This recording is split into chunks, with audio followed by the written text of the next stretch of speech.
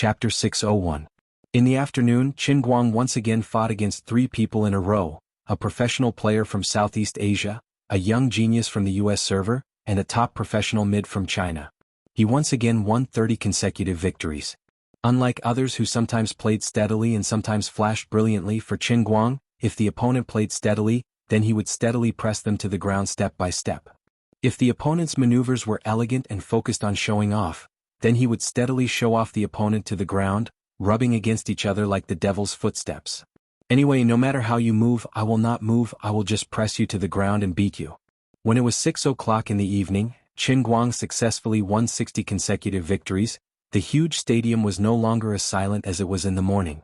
People seemed to have gradually become accustomed to Qin Guang's invincibility. They were just surprised that even such a high-intensity round of battles did not make him feel any fatigue. Ordinary players would often show signs of exhaustion by the 6th or 7th round of 10 consecutive battles, let alone 30 consecutive battles. Their brains would become stiff, and their fingers would not be able to keep up. However, the #1 invincible god of Sword Tower, Qin Guang, did not have this problem at all. Not only was he not tired, but the more he fought, the fiercer he became. Everyone thought that the round of battles was to test his stamina, but in fact they were all wrong. Not only was Qin Guang not tired, but the more he fought, the fiercer he became. The people sitting opposite him thought that he was tired, but they were even more distressed that they could not take advantage of such a tired player, and they created even more mental pressure on themselves. They, who were at ease waiting for him to be exhausted, were completely no match for Qin Guang, who had been fighting continuously. How hopeless. So far he has won 60 consecutive rounds. I really can't see his limit. As a fellow professional player, I really don't understand how he can maintain such a high level of competitive state in such a high-intensity confrontation. Isn't his brain tired? Aren't his hands stiff? A professional mid who had just arrived this morning murmured as he looked at the shining Qin Guang on the stage with eager eyes. His eyes were filled with admiration, envy, and all sorts of complicated emotions.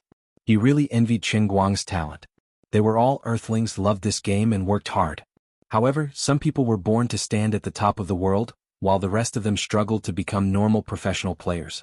In the previous online qualifiers, this player had also fought his way into the top 8. Unfortunately, he had fallen outside the threshold of the top 8. Previously he was still a little unconvinced. What kind of lousy thing was this? Wasn't he just relying on his wealth to attract people over to flatter him? I don't want to earn your money.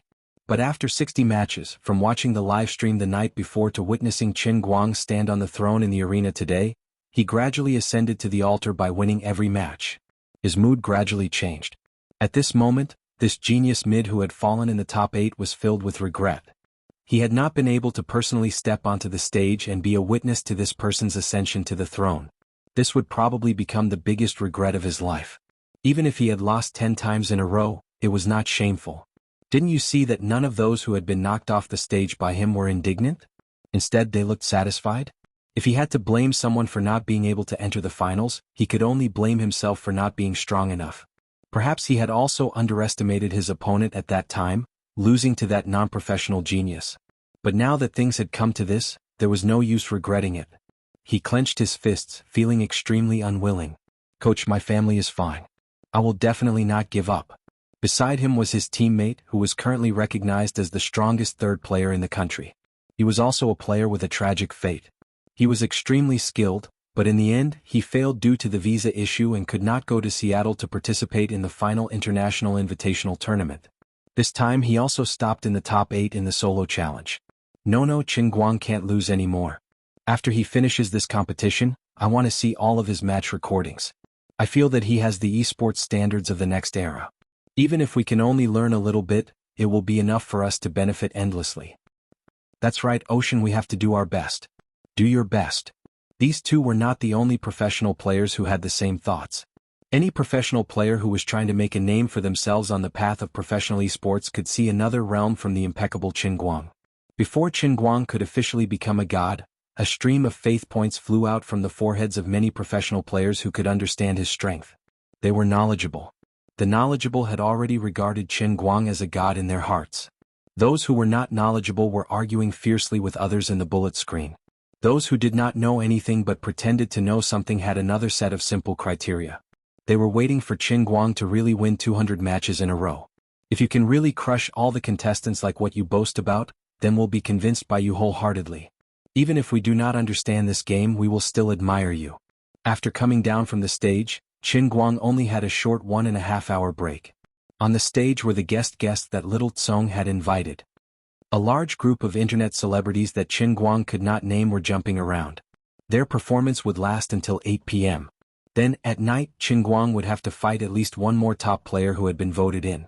This brother was also unlucky. Originally, his level wasn't much different from Brother Miracle's, but in the end he ate something bad in the round of 32. He fought with the pain of diarrhea and was beaten black and blue by one who was playing with him. Fortunately, there were still votes. At least he had a chance to prove himself again. Brother Guang, are you tired? Why don't you rest a bit more? I have arranged quite a lot of guests. It won't be a problem to drag it out for another half an hour. Little Tsong said worriedly as he sat in front of Qin Guang, who was desperately stuffing food into his mouth. The more Qin Guang kept winning, the more he was afraid that Qin Guang would lose. The faster and cleanly Qin Guang won, the more he would gain face, and the greater the influence of his bamboo culture on Central TV Department 5's highlights. At first he had thought that Qin Guang was only here to squander. But now, as the competition progressed and his influence grew, Little Tsong gradually became worried about his gains and losses. This free ride was great, so of course he did not want to fall off. He only wanted to watch Qin Guang fly in the sky for the rest of his life. Don't bother. Those internet celebrities you found all look like ghosts. The amount of hyaluronic acid on their faces can be used to farm. Even their songs are terrible. Those northeastern girls speak with a Taiwanese accent. I'm so embarrassed that I'm about to explode, and you're still adding scenes for them? Qin Guang rolled his eyes. Just now, before he ate his food, he could not hold back his curiosity and sneaked a few glances from the side of the stage. He thought to himself that those female hosts on the same platform as him were all looking at beautiful women on the screen, so the scene would not be too bad, right? In the end, he almost lost his appetite for dinner the moment he saw it. You're so heartless. I went through so much trouble to get her over here. Even the live broadcast room is in your room. I even gave all the bullet screen gifts to you. Those little girls worked so hard to help you, and it's fine if you don't even say thank you. How can you be so sarcastic? Little Tsong felt wronged as he rubbed his thumb and middle finger together. Qin Guang looked at him silently. Hurry up and disassociate yourself from those internet celebrity girlfriends of yours. If this goes on, you won't be able to speak properly. I heard that your hometown is quite close to Zhang Fei's. Don't make yourself into a sissy and ruin his reputation. Little Tsong stiffened. He realized that he was infected and coughed violently. Then I'll introduce you to a few internet celebrity hosts? The kind with super hot bodies. I guarantee they're all natural and didn't undergo plastic surgery. Sure. Little Tsong was stunned. I thought you were a saint. In the end, Qin Guang thought for a moment and changed his words. Forget it. Those people don't keep a lookout. God knows if they're trying to use me to get ahead. If word gets out that I'm cheating behind Jin Shiyue's back, I'll be at a huge disadvantage. Oh right, are you and Goddess Jean real or fake? Little Tsong started gossiping. Aren't you quite capable in your moments? Go check it out yourself. No, I wouldn't dare to check you. At 8 o'clock, the highlight of the night started on time. Dachuan Satellite TV's primetime slot also started. Little Tsong's internet celebrities were not allowed to appear on satellite TV programs. Only Qin Guang's competition had that kind of influence. 2 hours later, the competition was over. He still had 10 consecutive victories. Qin Guang went home to sleep. So far, his Weibo fans had increased by hundreds of thousands, and the number of viewers in his live streaming room had reached 3 million. Apart from that, he had received more than 1 million cash top-up gifts for the entire day, including the live streaming license fees that Little Tsong sold to the international platform, the gift income that he received from the international platform, and a small percentage of the sponsorship fees provided by the competition sponsors. Qin Guang counted with his fingers. He was quite surprised. He had spent 2 million USD as a competition prize, but he did not lose much money. He laid comfortably on the bed and enjoyed the satisfaction brought by the faith points that kept surging into his body like rivers flowing into the sea. He also paid the 1 million faith points he had saved over the past few days and prepared to go through the special training for his Achilles tendon and ankle, which was as big as a bathroom. Xen Qin gritted her teeth and stuffed medicine into the sand jar. She mumbled, I really thought that you would stop training for the rest of your life. I won't miss this opportunity today. I'll let you see my resolve. Whistling, he hung his clothes on the bathroom hook one by one. Then Qin Guang carefully lifted his feet and stepped into the reinforced plastic bathtub that he had just changed 2 days ago. He was afraid that he would accidentally leak the bathtub again if he used too much force. The bathtub was not a big deal, but the medicine inside was very precious. As he stepped into the bathtub, the bathroom door was suddenly opened. It was Xen Qin, who was wrapped in a bath towel again. *CK. What are you doing? Qin Guang screamed.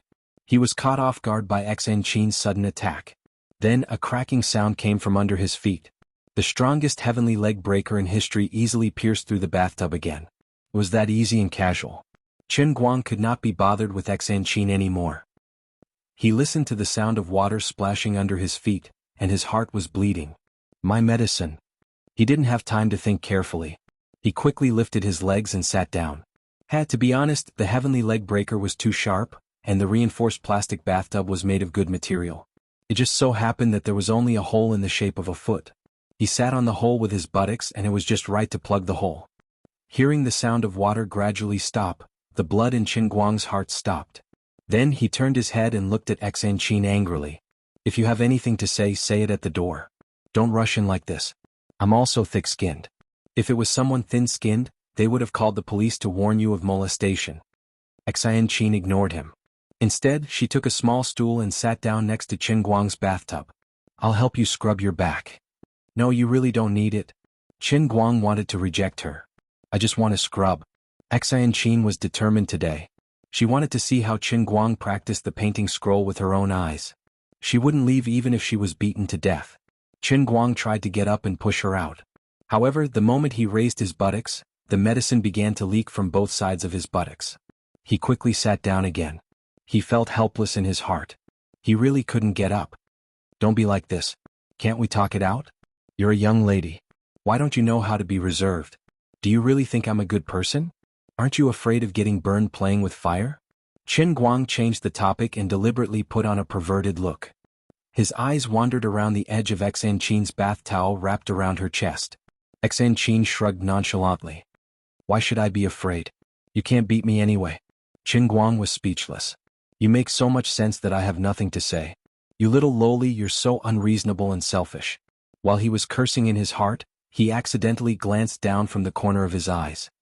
His eyes passed through the lower edge of Xen Qin's bath towel and suddenly glanced at the middle of her legs. Cough, cough, cough. Then he couldn't hold it in for a moment. He choked on his own saliva and began to cough violently.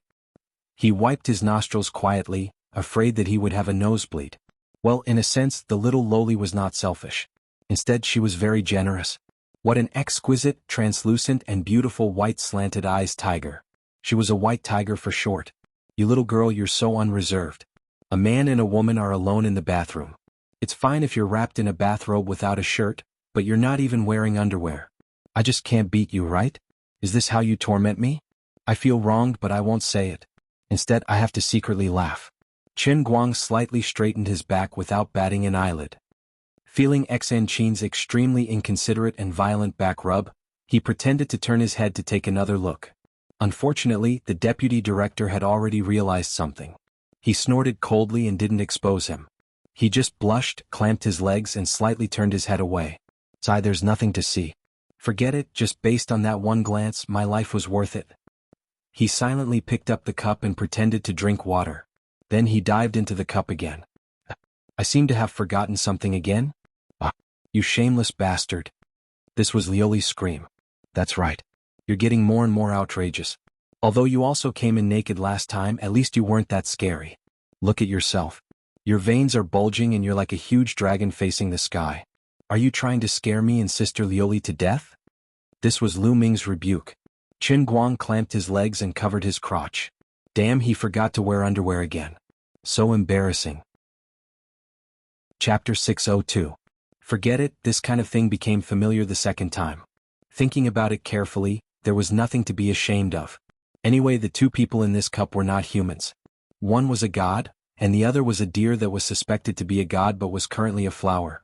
Hi, the two of you, long time no see. Did you miss me?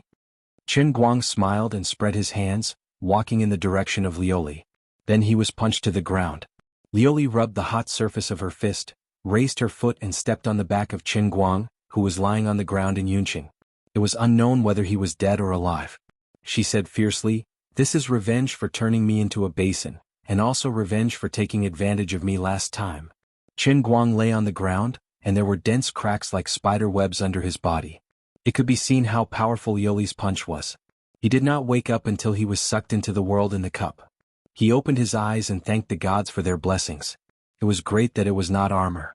After spending an additional 400,000 faith points, the user experience improvement was immediate. I actually have a bathroom. And it's a bathroom with a massage nozzle. Looking at the dense conical nozzles on the crystal-like bathroom wall, Qin Guang was a little puzzled. This time he wanted to train his ankle and Achilles tendon. He thought it would be a racetrack or something. How could he train in this bathroom? If he knew this would happen, he would have saved more faith points. It seemed that the world in the cup with 1 million was still too small. Besides, there was really no other way. It was hard to start a business, and he really could not stand the beggar version. It was already very strenuous for him to raise the price to the poor version to 1 million. He really felt bad for having to increase the price to enjoy the deluxe version. Just as he was thinking about how to train, a stream of water suddenly sprayed out from the conical nozzle on the wall. It was not wrong to say that it was a stream of water. It was just that the water was a little too strong, and it was a little too strong. Moreover, it was aimed at Qin Guang's ankle and Achilles tendon. With a snap, Qin Guang was blasted by the water and spun around in the narrow and transparent bathroom. Only then did he realize that the world in the cup was weightless. He felt a throbbing pain in his feet. It was as if the bones in his ankles had been crushed by the terrifying force of water. He also felt a tearing pain in his Achilles tendon. According to the injuries of football players, it was about time for Qin Guang to consider retirement. Unfortunately, he had only been in the cup world for a few minutes, and he was already howling in the air. He could roughly guess the training method of the world within cup this time. It seemed to be no different from the foot bath of destruction. It was nothing more than an upgrade to the super high-pressure water gun massage of destruction. Even though the space was bigger, it seemed to be worse. Not only did his feet hurt, but he also felt dizzy. Before he could stop spinning, the high-pressure water gun seemed to be coming again. However, he was like a top spinning endlessly in the air, like a cat that had mistakenly entered a washing machine. In Yunqing, Lu Minghua asked Liuli curiously, "Sister Liuli, what are you this time?" Lu Li, "Water gun." "A water gun?" "No, a room full of water guns." This time, the process of Qin Guang's special training could be described as a very classic old song. Spinning and jumping, I close my eyes. Originally, Liuli planned to wait for Qin Guang to come out and then beat him up to vent the hatred in her heart. But in the end, she was still moved by compassion. She really didn't want to recall Qin Guang's experience in the crystal bathroom. It was too pitiful and miserable. After coming out, Qin Guangcai sat in Cloud City in a daze for nearly 24 hours. He shook his head and slowly stood up. He tried to take a few steps, but he was still walking in circles unconsciously. What made Liuli even more speechless was that the circle he walked on the ground was too standard. It was as if he was drawing a compass. Coming out of the cup world, Qin Guang opened his eyes and looked at the bathroom ceiling above his head, which was still spinning. He didn't feel anything about Xan Qin's so-called back scrubbing. He just thought silently in his heart, "When I wake up, can I stop spinning?" He lay down slowly, no longer struggling or paying attention to Xan Qin. He just lay there like a corpse with blank eyes, feeling that his whole body was very round. Xan Qin was startled by his walking dead appearance. She stretched out her hand and waved it in front of his eyes. "Hey! What's wrong with you?" Qin Guang turned his head to look at her. "If you want to scrub my back properly. Why do you always spin in circles?" "Who's spinning in circles? What's wrong with you? Could it be that you are possessed by the devil while practicing the painting scroll?" Xan Qin asked worriedly. "No, I am not possessed by the devil." Qin Guang withdrew his eyes and still lay in the bathtub like a dead dog. "All right, you can go out. I don't want you to scrub my back anymore. I really don't want you to scrub my back anymore. If you scrub my back again, it will be ruined. You want to send me away to secretly practice martial arts? Dream on. I don't believe that you are pretending to be crazy." Xan Qin gritted her teeth and said fiercely, "After you scrub the back, you still have the front. It's the same if you turn it over and scrub it again." If it was the normal Qin Guang, he would definitely explain to this little comrade who had completely failed biology knowledge and tell her what was the difference between a man's front and back. But now he really didn't want to talk. He just wanted to close his eyes and quietly rub his temples like a handsome man. It was still all right when his senses were completely sealed in the world in the cup. No matter how much he spun, it was still bearable. But after coming out, he was even more trapped in that feeling of spinning non-stop. It was like a person who had been sitting on a train for a long time and felt the ground shake when he stood on it. Seeing Qin Guang's indifferent expression, Xan Qin was even more convinced that he was deliberately trying to make her retreat. She hated Qin Guang to death. Was it so difficult to just let her take a look at his cultivation? As long as she couldn't see the pithy formula, she couldn't learn the real painting scroll. How could he be so petty? With a heart full of anger, the New Age scrubbing worker rubbed harder. But a few minutes later, Xan Qin realized something was wrong. Originally, she could still muster up the courage to stay here because the medicinal bath in the bathtub was thick and brown, and visibility was extremely low. She couldn't see the parts of Qin Guang that weren't under the water at all. It was as harmonious as one could imagine. But after a few minutes, the color of the medicinal bath had obviously lightened a lot. Xan Qin felt like she had seen a ghost. She didn't understand this last time and was skeptical about his claim that he didn't change the water. But now that she saw this incredible change with her own eyes, she had no choice but to believe it. She sat in a daze for another 2 to 3 minutes. The color of the medicinal bath in the bathtub became even lighter. Some scenes that were not good for a girl's physical and mental health gradually appeared. She was finally afraid and finally believed Qin Guang's nonsense. There was really something wrong with this guy. He was really a rare genius that only appeared once in 1,000 years. This frightening absorption power of the medicine, how unimaginable was it? It was really depressing to think about it. She had trained hard day and night, but she was stuck at the threshold of skin strength and couldn't make any progress. This guy just lay in the bathtub and soaked in medicine, and the bone of the sole of his feet had such an obvious improvement. It wasn't fair. Forget it, it's so ugly. I'll leave first. Xan Qin got up with a heart full of depression and returned to her room in loneliness. She didn't want to test Qin Guang's painting scroll anymore. This guy really didn't practice. If she hadn't seen it with her own eyes, Xan Qin would never believe that there was really a winner in this world who could become a peerless master without doing anything. Qin Guang had no idea what Xan Qin was thinking. How could he tell the bitterness of his life to an outsider? This really couldn't be called winning without doing anything. I trained harder than anyone else. Bang, bang, bang. He didn't know how many times he bumped into things in the room, but he finally stumbled back to his room. He lay on the bed like a zombie, still feeling dizzy. Forget it, I'll sleep first. I hope I won't be so cool tomorrow. The next morning, Qin Guang decided to call Xiao Chong to arrange a car to pick him up. He couldn't drive his car anymore, but it was still spinning too much. It was as comfortable as drinking wine until it was half done. He finally arrived at the provincial stadium on time, but his terrible mental state still affected his competition today. Unlike the previous 70 victories, he actually died twice in a row at the beginning of today's battle. If he died again, he would lose his complete victory record. However, a god was still a god. After experiencing the initial discomfort, he still managed to endure it. Moreover, he relied on a bold and careful confrontation to successfully counterattack and pull the situation back in his favor. 10 minutes later, the revitalized Qin Guang successfully won the first round, and from then on, it was unstoppable. That day he broke his winning streak record to 140. He was also quite tired after playing the game with discomfort. When he returned home, it was already 10:30 at night, and he fell asleep on his bed. He didn't know that the miracles he had created in the past 2 days had completely exploded on the internet.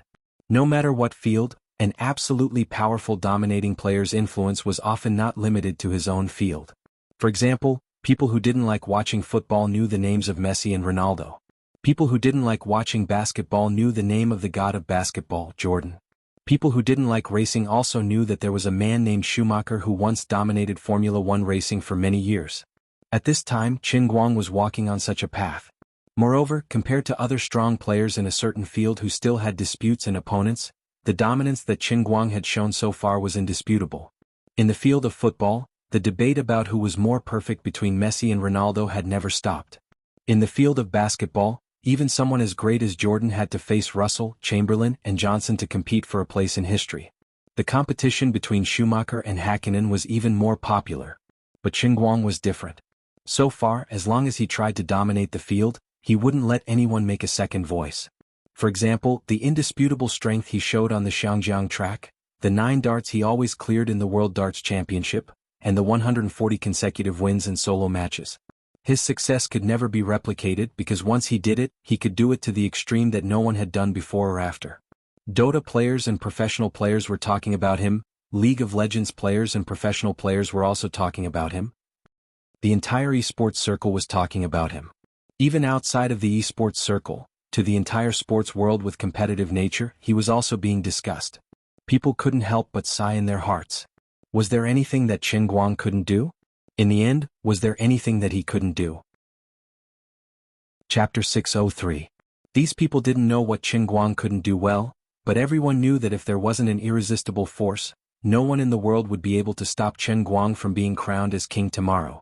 Some things were just so strange. Even if they knew the result from the start, these people still felt their blood boil when they thought of that scene. The global Dota Solo Throne Challenge grew from nothing, and the attention grew from low to high. From an unbridled young man who seemed to be clamoring in a dream, to a hero who trained hard and finally became a great person, to be crowned on the stage. More and more people paid attention to this competition. At the start, the number of people who signed up for the competition was in the millions, but by the opening match the audience had already reached the tens of millions. But unknowingly, when Qin Guang really won 140 matches in a row, the attention of the last day of the Throne Challenge had already exceeded 100 million to a certain extent. More and more people started to remember. They might have found out about this from different channels. At the start this was treated as a joke, but now this joke was about to become real. A competition without suspense shouldn't be attractive, but if everyone knew that he could really win and that he was really going to step on the heads of all the players to be crowned as king, everyone would want to personally see him take that last step. Those who liked and were passionate about esports were mostly young and energetic people. Even many people born in the 80s who were once youths had already gone on to various jobs as they graduated, becoming the mainstay of the country and society. But no matter whether they became so-called managers, so-called middle management or section chiefs, no matter whether they were high-spirited or solemn, no one could deny that they were once young. Employees who had just started working would think that these people born in the 80s were cold-faced leaders, that they were unreasonable, and that they were inflexible. But no matter if they were born in the 90s or in the 80s, who hadn't been youthful, who hadn't been hot-blooded. Time flew and no one could find back what was lost. It was only hidden in the corner of their memories, occasionally surging up in their minds in the middle of the night. They were either hugging their wives and children or sitting by the window and looking at the dark sky outside, but their minds were gradually recalling the sounds and scenes of the past. We recalled the past, and it was as if we had returned to the time when a large group of people crowded in a university dorm room, shouting in groups of 5 to 6. We endured the heat of the scorching summer night as we roared with sweat dripping down our foreheads. When you are killed under the tower, for TP cards will light up at the same time. When you are being chased by 5 people and are about to fall to the ground in the next second, your roommate will descend from the sky with his centaur mammoth, reversing the yin and yang, cutting off the path of all the enemies. Just as your fire lady was on the verge of death, your teammate, the soul guard, sounded the war drum and rushed over from behind like a god descending to the mortal world. He ignited his black emperor scepter and held your hand tightly, using the soul barrier to transfer his life to you. When all your outer towers and barracks fell under the enemy's overwhelming attack, you controlled Medusa and held the holy sword that your teammates had bought with their lives to forge for you, defending the world tree with your own strength. When you and your teammates withstood the pressure of guarding Athena and shouted, "As long as the tower doesn't fall, we won't retreat." When you, who were in charge of the support, were defeated time and time again, and even lost the courage to step out of the spring, your teammate Will-O-Wisp finally came out of the radiance. He told you, "Brother, thank you. Leave the rest to me." When the team battle erupted, your teammates were defeated by the enemy. Your wandering swordsman finally found an opportunity. He roared and roared. Golden light flashed as he summoned the power of God and jumped into the crowd. He stunned all the enemies with the storm hammer and waved Daedalus' mortis fiercely, using the enemy's dark red blood to sacrifice the lives of his teammates. When everyone thought that they had failed and that the 5 enemies were about to destroy all your barracks, you and your teammates sold their equipment at the same time, took out flying shoes, and landed in front of the enemy's world tree to turn the situation around. All these memories gradually faded with the erosion of time, but they were always like assassins hiding in the dark, suddenly jumping out when you were not paying attention, ruthlessly stabbing the softest part of your ribs, causing you to unknowingly feel heartache and hot tears welling up in your eyes. In fact, what people cared about the most wasn't the game itself, but the youth and memories that had been taken over by the game. Our computers had changed from Pentium to Core, our mice had changed from Dual Swallow to Thunder Snake, and our keyboards had changed from 30 yuan street goods to green red black tees dazzling backlit mechanical keyboards. The environment in which we played games had also changed from crowded dorms that were as hot as steamers to high-end internet cafes or our own study rooms. Our game screens had also changed from the crude War 3 to the Origin 2 engine's Dota 2. Everything was getting better and better, but the lost youth and memories could never be found again. No matter how good the internet cafes and study rooms were, they couldn't compare to the once steamer-like dorms because things remained the same, but people had changed. However, no matter how good one's youth was, one would eventually grow old. Time was like gold, and it would always be blown away by the wind and rain. Perhaps we would take a break from our busy work to watch the competition, to see the players that we used to admire, and to see that they were now as old as we were. We would also be secretly sad about the desolation of Sean Dota, and we would also fight with the League of Legends players until our faces were red with anger, even if it was meaningless. No one could deny that the game was ultimately just a passerby. What would never change in life was responsibility, be it family, life, or work. These people from the 80s and 90s had their own duties and responsibilities, pulling themselves away from the sharp edges of their youth and turning them into smooth gears, quietly staying in the corners of this world where they needed to stay, earning a little bit of the salary that they deserved, and using this salary to continue living, waiting to grow old, waiting to be forgotten by this era. However, what Qin Guang had done these days had pulled back those former players, current office workers, and the old men, that had a generation gap in the words of the young people. They also wanted to see what kind of person could actually be crowned as the king of the game that they had once been crazy and infatuated with. At 9 o'clock in the morning, the competition hadn't started yet, but the viewership ratings of Dechuan Province Satellite TV had already stabilized at more than 1.5%. This was almost the highest viewership ratings of Dechuan Satellite TV in the past few years. At this time, the television was still playing the Dechuan Morning Comprehensive News program. Everyone knew that these people were all here for the King's Challenge on the last day. In bamboo culture, Qin Guang's personal live broadcast room was currently playing the highlights of yesterday and the day before, but the number of viewers had risen steadily, quickly breaking through the tens of millions, and it continued to rise. The server resources that Xiao Tsong had deliberately allocated specifically for this competition were almost unable to hold on. He made a prompt decision and decided to open a second and third channel in Qin Guang's name, mobilizing all the streaming resources that the entire bamboo culture could mobilize. At least more than 90% of the entire platform's bandwidth was placed on Qin Guang's competition. The foreign live broadcast platform simply applied for a second authorization from Xiao Tsong, distributing the live broadcast signal to 3 different companies in Europe, America, and Asia for distribution. ESPN Sports Channel signed an agreement with Xiao Tsong last night, putting the entire day's overseas cable TV resources on this competition. The provincial stadium was already full, and there were no empty seats. No one would have thought that an esports competition that was hastily prepared would actually grow from nothing to being famous all over the world in 7 days. Such a concept was almost equivalent to building a city of Rome in 7 days. If others wanted to organize a competition, they would start to publicize it a month or 2 in advance, then gather all the best players together, and finally get tens of millions of global attention. Even the annual TI International Invitational Tournament, which was held at the very top, had at most 30 to 40 million viewers. But for Qin Guang's competition, from 1 million to 20 million, that was from the official start of registration to the opening ceremony, it only took 4 days. From 20 million at the opening ceremony to today's accumulation, it directly broke through 100 million, all in just 2 days. What was the concept of a competition that broke through 100 million attention? 1/30th of the Olympic Games, 1/20th of the World Cup, 7/8 of the European Championship, 3/4 of the Champions League. This description might be more convenient to quantify.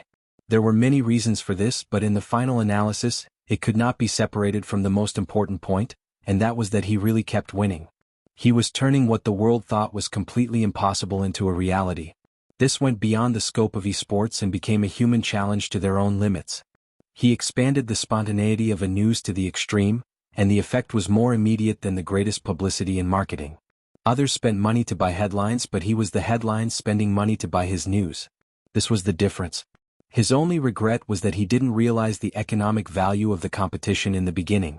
Of course, not many people would believe him if he told them at that time.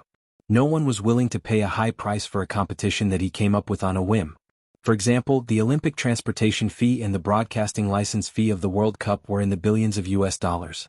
But it was obviously impossible for satellite TV stations or ESPN to spend tens of millions of US dollars to buy his live broadcast of the competition. Even if it was only a few tenths of the Olympic broadcasting license fee. People would think he was crazy. He had helped Little Tsong and the platform company that was the first to buy the rights to broadcast overseas live streaming online. He had also helped Dachuan Satellite TV earn a great deal for free.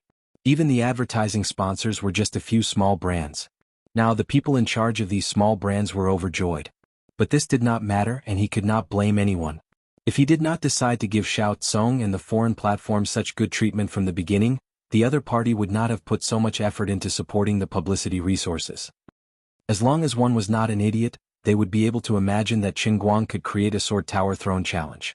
Maybe next time he could also create a global race of the top racers. So far he had shown a lot of tricks, and it was not difficult to recreate a miracle. Qin Guang didn't know how to do business, nor did he pay much attention to it.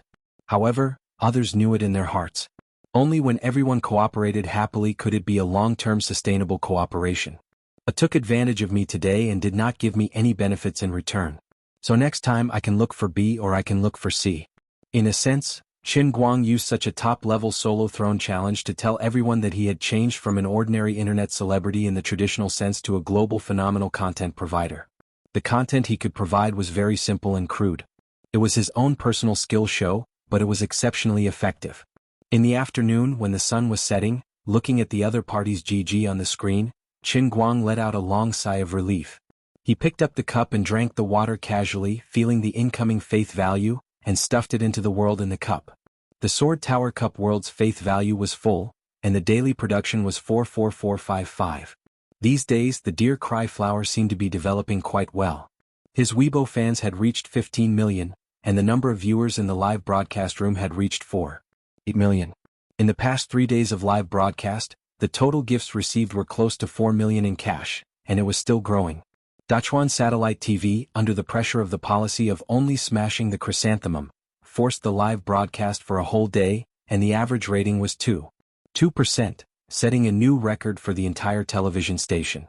After considering the impact on the income of the TV station, Dachuan Satellite TV finally decided to pay 7.86 million yuan in cash for the sponsorship fees from the advertising sponsors that had been forcefully stuffed into the TV station in the past 2 days. In addition to the 1.5 million yuan from the licensing fees for the live broadcast, the total was 9.36 million yuan, all of which was paid to Bamboo Culture. The overseas live broadcast platform, on the other hand, paid a total of 4 million renminbi for the license fees, 6 million for the post-production distribution license fees, and 7.38 million for the live broadcast room gifts. After deducting 15% of the expenses and processing fees, a total of 14.77 million renminbi was paid to Bamboo Culture. ESPN bought the last day's live broadcast license and paid $2 million. After deducting other expenses, Bamboo Culture received another 10 million renminbi. The other domestic sponsors' fees added up to a total of 600,000 renminbi. This was indeed quite shameful. In addition, the live ticket revenue was 1.5 million renminbi. This unlucky person's ticket revenue was not even enough to pay for the construction of the stage. However, Little Tsong decided not to take any of the money mentioned above. He did not want any dividends at all. He even added another 20 million to Qin Guang when he had already invested 10 million in the competition itself. There was no other way. The publicity effect he had enjoyed during this time was really too good, and it made him feel so good that he could fly. He found that he had been deeply infatuated with the pleasure of hitching a ride, and he was completely unable to extricate himself. A total of 7 or 8 days of competition made his Bamboo live broadcast, which was originally ranked 3rd in the country, rush to the 1st place. Whether it was the number of active users or the traffic, it was double first. He was not stupid. As long as he followed Qin Guang to run this platform well, he would have more money slowly. However, if he made Qin Guang uncomfortable, not to mention offending the 2nd and 3rd generations in Beijing, Qin Guang would be unhappy and switch to other platforms, and he would have no place to cry. Therefore, this meant that Qin Guang himself spent $2 million to make this global feast, and in the end, not only did he not lose, but he also made a net profit of about 48 million renminbi. This was an exaggeration, but if you really consider that the actual impact of this competition was 1/20th of the World Cup, it was really not surprising. This was also the first time he had done this kind of thing. He had no experience, and others also did not have confidence in him. If he really wanted to operate strictly according to the business model of promotion, For a competition of this scale, as the organizer and the most important content provider, it was reasonable to earn hundreds of millions. Of course, at this time he was still completely unaware of this. He was sitting on the esports chair, enjoying the final glory and temporary satisfaction of this stage, satisfied with the production of faith value in the cup to the top. He slowly got up and opened his arms. The afterglow of the sunset shone on him through the reflection of the glass on all sides of the provincial stadium. More than 70 spotlights shone on him at the same time, making him, who had just been crowned through the King's Challenge, look exceptionally tall. "Everyone, thank you for your support," Chen Guang said. All-powerful Chen Guang. The strongest on earth. No one knew who first thought of this slogan, but it quickly resonated with countless people in the stadium. It first sounded from the corner and then quickly spread throughout the whole stadium. Chen Guang smiled. Looking around, the whole stadium was filled with white faith value threads. That was how it should have been. He had used the loudest voice in history to tell everyone that they could boast about him as much as they wanted, because his Dota was the strongest. Chapter 604. Suppressing the smugness in his heart and replacing it with Leon's coldness, Chen Guang maintained the coldness and dominance of an assassin on the stage until the last second. Only when he slowly descended from the lift to the ground did he excitedly clench his fist. Success. Previously, he was worried whether it was feasible for him to use such a deliberate method to manipulate his faith. After all, his purpose was too strong and others might not accept it. Now that his faith value had been filled to the brim, it finally gave him a reassurance. The process wasn't important, the method wasn't important, and it didn't matter if it was intentional or not. What was important was whether he could use the right method to bring out his strength in a certain field and gain everyone's recognition. When he boasted himself to the throne, he had indeed been questioned and ridiculed by many. But when he really sat firmly on the throne with 200 undisputed victories, it was just as he had expected. He had struck it rich. The amount of slander he could withstand was the amount of praise he could withstand. The crown was never bestowed by others, but fought for bit by bit with his own hands. As long as he won irrefutably, he naturally wasn't afraid of any doubts. The more vehemently those who doubted him, the stronger the faith they sent to Chen Guang when he was crowned. If I didn't see it with my own eyes, who would have thought that the game could be played like this? In the foreseeable future, the entire game will probably undergo earth-shaking changes because of his solo competition this time. I've been reviewing his matches these past 2 nights. The more I watch, the more details there are. It's really frightening. This was the evaluation of a professional Dota player. I really didn't like this person in the past. I always felt that he was too arrogant and didn't seem like a Chinese. I also felt that his previous score of 10 million in 4 servers was fake. Only God knows if he found a lot of actors. But this time I'm convinced. I'm completely convinced. This was a Dota player who used to hate Chen Guang, but now worshipped Chen Guang. Brother Almighty is invincible without explanation. Alright, this was a brainless fan. I'm wet. This was a female version of the brainless fan. I'm hard. This was a gay brainless fan. That's why I always say that Dota doesn't make it balanced. We don't do this in LOL. No matter which player, no matter how strong they are, they still have to lose. Who can win 200 consecutive matches? It's simply unscientific. He was one of the League of Legends players next door. Don't be King fan. You're trying to set the pace again. I've been using a knife for 5 years and masturbating for 3 years. I'm a master of KO. Brother Allrounder is really good. No matter what game you're in, you'll always be good when you're good. I really want to see him play League of Legends too. If that's the case, I'll be his biggest fan. Which Dao Zhuan above me is also a rhythm dog. Scram. You guys continue arguing, I'm going to play ranked. Anyway, I'm convinced. I hate everyone who plays Dota except for Brother Almighty. It wasn't just the League of Legends players, the entire esports circle, and even the audience that knew about today's event, had the same thought. No one would have thought that in a very secret and secure basement in Beijing, a group of old men who would never watch an esports competition would actually be discussing in front of the TV. I really don't know what young people are thinking these days. What's the point of these colorful little people throwing yellow and green lumps at each other on the computer? I really don't understand why young people nowadays like this. Isn't it better to go out for a run and exercise when they have time? That's why it's called the generation gap. You don't understand young people's thoughts. What do they call this? Right, it's called esports. Some time ago, the Sports Bureau sent a report to my desk, saying that they want to make esports an official sport. I didn't approve it before, but I really have to think about it later. An old man in charge of the Sports Bureau said so. Why don't we add esports to the national games? Forget it, there's a wide variety of these things and these are young people's fashion stuff. If we let those good-for-nothings do it, they might not be good enough. Market-oriented management might be better than the old three methods. We just need to give appropriate encouragement from the policy. That's right, this time the competition organized by old Jin's grandson-in-law is quite popular, and the effect is very good. People all over the country like to watch it, including foreigners. Old Jin's grandson-in-law is smart. He's really a young hero. Stop praising him. If you keep praising him, old Jin's mouth will crack. Look at his poor and cocky face. I'm really anxious. Ha, old Jiang, why are you so anxious? Who told you to always control your granddaughter? You two saved her together. Why is he with old Jin's granddaughter? Isn't it because you, old Jiang, are controlling your granddaughter too tightly? You shut up. If you keep talking, I'll get angry with you. Haha, look at old Jiang, he's really anxious.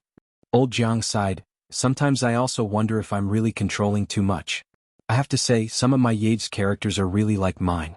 The more I control her, the more stubborn she becomes, making her as difficult as a wild child. In the end, old Jin Shuriwe is a well-educated and reasonable lady.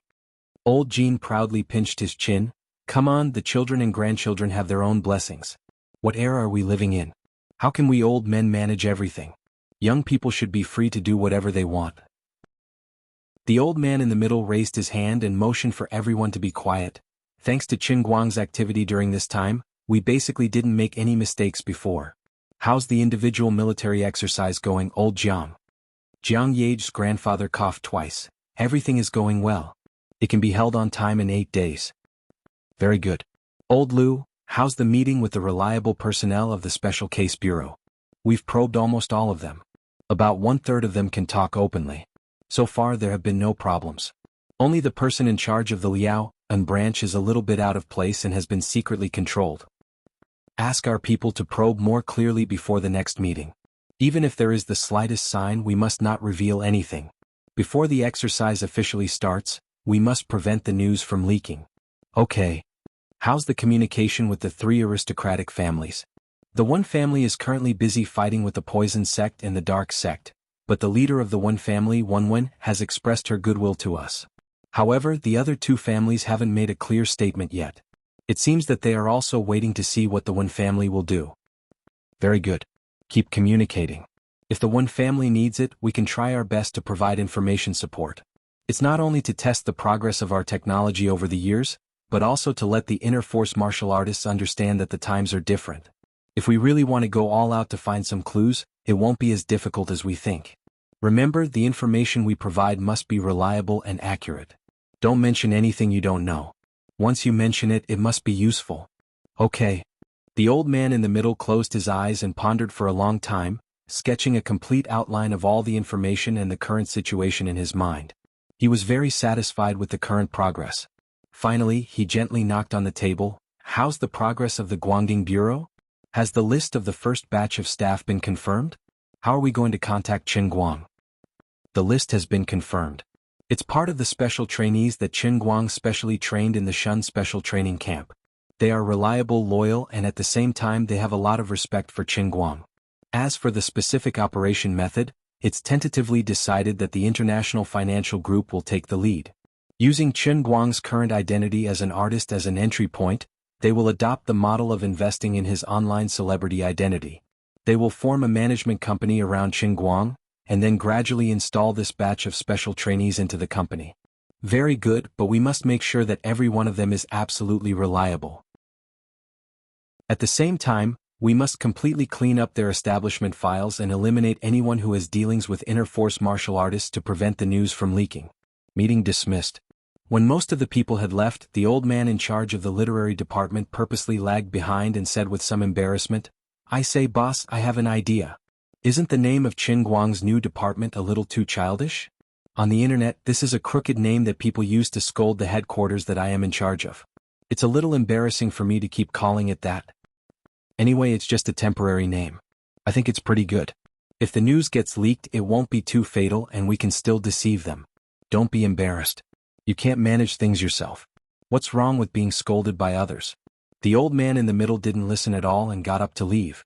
The poor old man rubbed his nose and felt a little wronged in his heart. It was quite depressing to be scolded by others all day long. Furthermore, this matter wasn't easy to manage. What? You said there's a total of 60 million yuan? Chen Guang stared at little Tsong with wide eyes, and his heart was blooming with joy. Previously he was still worried. Although the effect of organizing the Dota competition was good, it was too expensive. He had wasted more than 10 million yuan in one go. He was calculating the 40 million yuan that Long Ding Tian had compensated, 5 million yuan that he had extorted from Xian Qin, and he had spent another 13 million yuan. Very quickly he was only left with a little more than 20 million yuan. Next time if he wanted to do something he would probably have to tighten his belt. In the end, brother Little Tsong actually said that he could earn 60 million yuan this time. After deducting the expenses, it meant that other than gaining faith and reputation he had actually earned 48 million yuan. How could he not be happy? It was to the extent that he couldn't control his emotions during the celebration banquet and exclaimed softly. Looking at Qin Guang's shocked expression, Little Tsong knew that he had successfully coaxed this old man again. Little Tsong laughed and said, "Of course I wouldn't dare to joke around with you. Until now the money is still coming in. Latest by tomorrow or the day after tomorrow, I will transfer it to your UBS account. If there's a penny less you can come back and hang me on a tree." Qin Guang pinched his fingers and calculated. Although he wasn't particularly concerned about these things, he had a rough idea of the previous contracts. That's not right. There's still a gap of 20 million yuan. I calculated that I could earn at most 28 million yuan. Where did you get this number? Little Tsong laughed again. I paid 20 million myself. Qin Guang turned his head and looked at Zhong Bai beside him. He felt a little embarrassed. All along brother Little Tsong had helped him so much because of Zhong Bai's favor. This time brother Little Tsong had done such a good job. Not only did brother Little Tsong not earn money, he even paid for it. But now brother Little Tsong actually gave him money. How embarrassing. But the fat meat that was already in his mouth, he couldn't bear to spit it out. He cursed in his heart. Little Tsong, you tricked me. Aren't you making things difficult for me? If I take your money I don't feel justified. If I don't take your money I won't be able to face my conscience. Why don't you just not mention this matter? How happy would that be? Zhong Bai looked at the dirty expression on Little Tsong's face and recalled the joke he had with Chen Guang in the past. At that time he had been talking to him about the fees for the Racing God training class. Little Tsong had stuck out a finger. Initially he had meant 10,000 a day, but Little Tsong had thought it was 100,000 a day. In the end, Little Tsong had followed along and continued the conversation. Later on, everyone had talked about this matter. Little Tsong had said that even if it was 1,000,000 a day they would not reject it, much less 100,000 a day. At that time brother Guang had looked so regretful that he was pounding his chest and stamping his feet. He was an awkward person. He loved money to death, but he was also very thin-skinned. He coughed lightly and patted Qin Guang's shoulder. "Brother Guang, don't think that Little Tsong gave you this money for free. You don't even know how much he got this time." "What do you mean?" Qin Guang asked, puzzled. Zhong Bai started counting with his fingers. In just a few days the number of registered users of Little Tsong's company has doubled, and the number of active users has tripled. The actual traffic of the entire platform has increased by 1.5 times. In the live streaming industry, the overall value of the platform does not increase linearly. The higher the status of the platform in the industry, the more room for the overall market value to increase. Before this competition of yours, his company was ranked third in the country with a market value of $200 million. Now that it has become the number one in the country, his current market value is 800 million. F***ck, then why are you only giving me 20 million? What a beast. Little Tsong was shocked. He thought that Qin Guang was unhappy and wanted to increase the price. He was so nervous that he did not know what to say. However, Qin Guang waved his hand and said, "All right, I'm just joking with you. I'm not stupid. The market value is just a concept. It doesn't mean that it will change. Besides, the aunties who cook on the street know that this industry looks popular, but in fact, God knows how much of it is not. Everyone knows that. 20 million is not bad. Little Tsong, you are quite kind. I can't accept more even if you give me." Little Tsong chuckled. "Thank you, Brother Guang, for your understanding." Zhong Bai sighed in his heart. He was a little disappointed with Little Kong. If Little Tsong knew Qin Guang's character, he would have gone along with his words and joked with him. He would have slammed the table and howled, "If I earn money, I'll give you 100 million or 200 million. Qin Guang would definitely not want it, but their relationship would become closer. In the end, Little Tsong was worried that Qin Guang would really increase the price.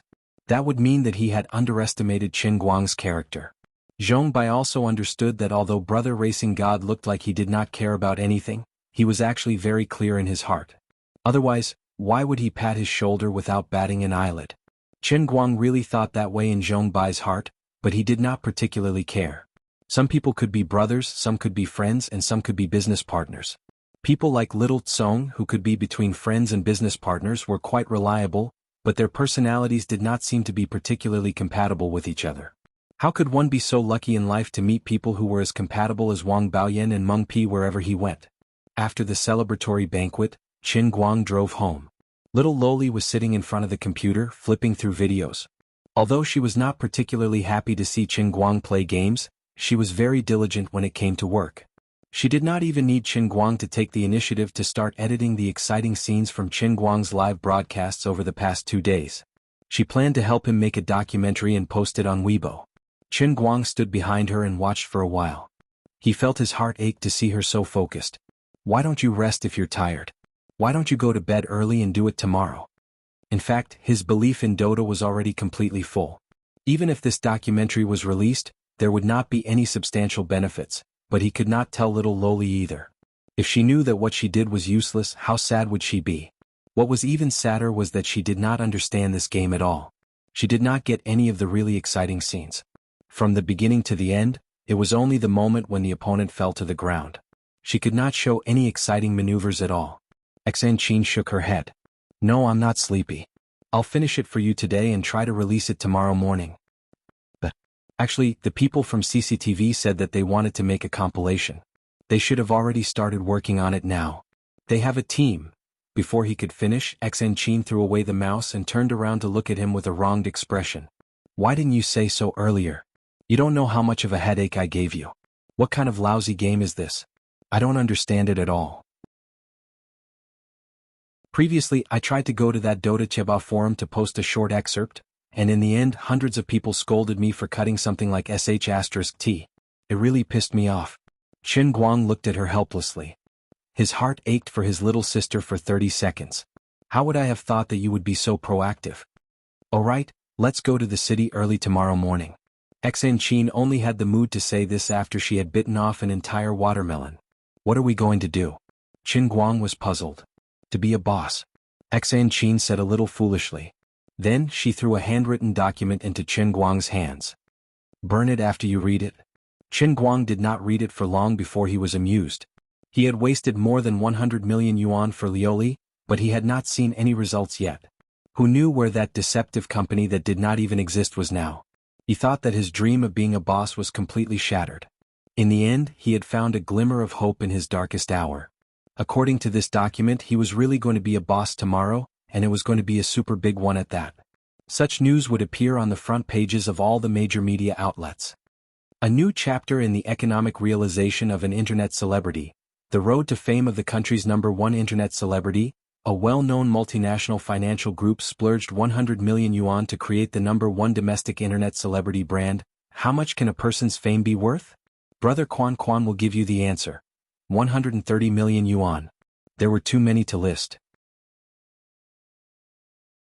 Chapter 605. But no matter how shocking the title was, the content was more or less the same.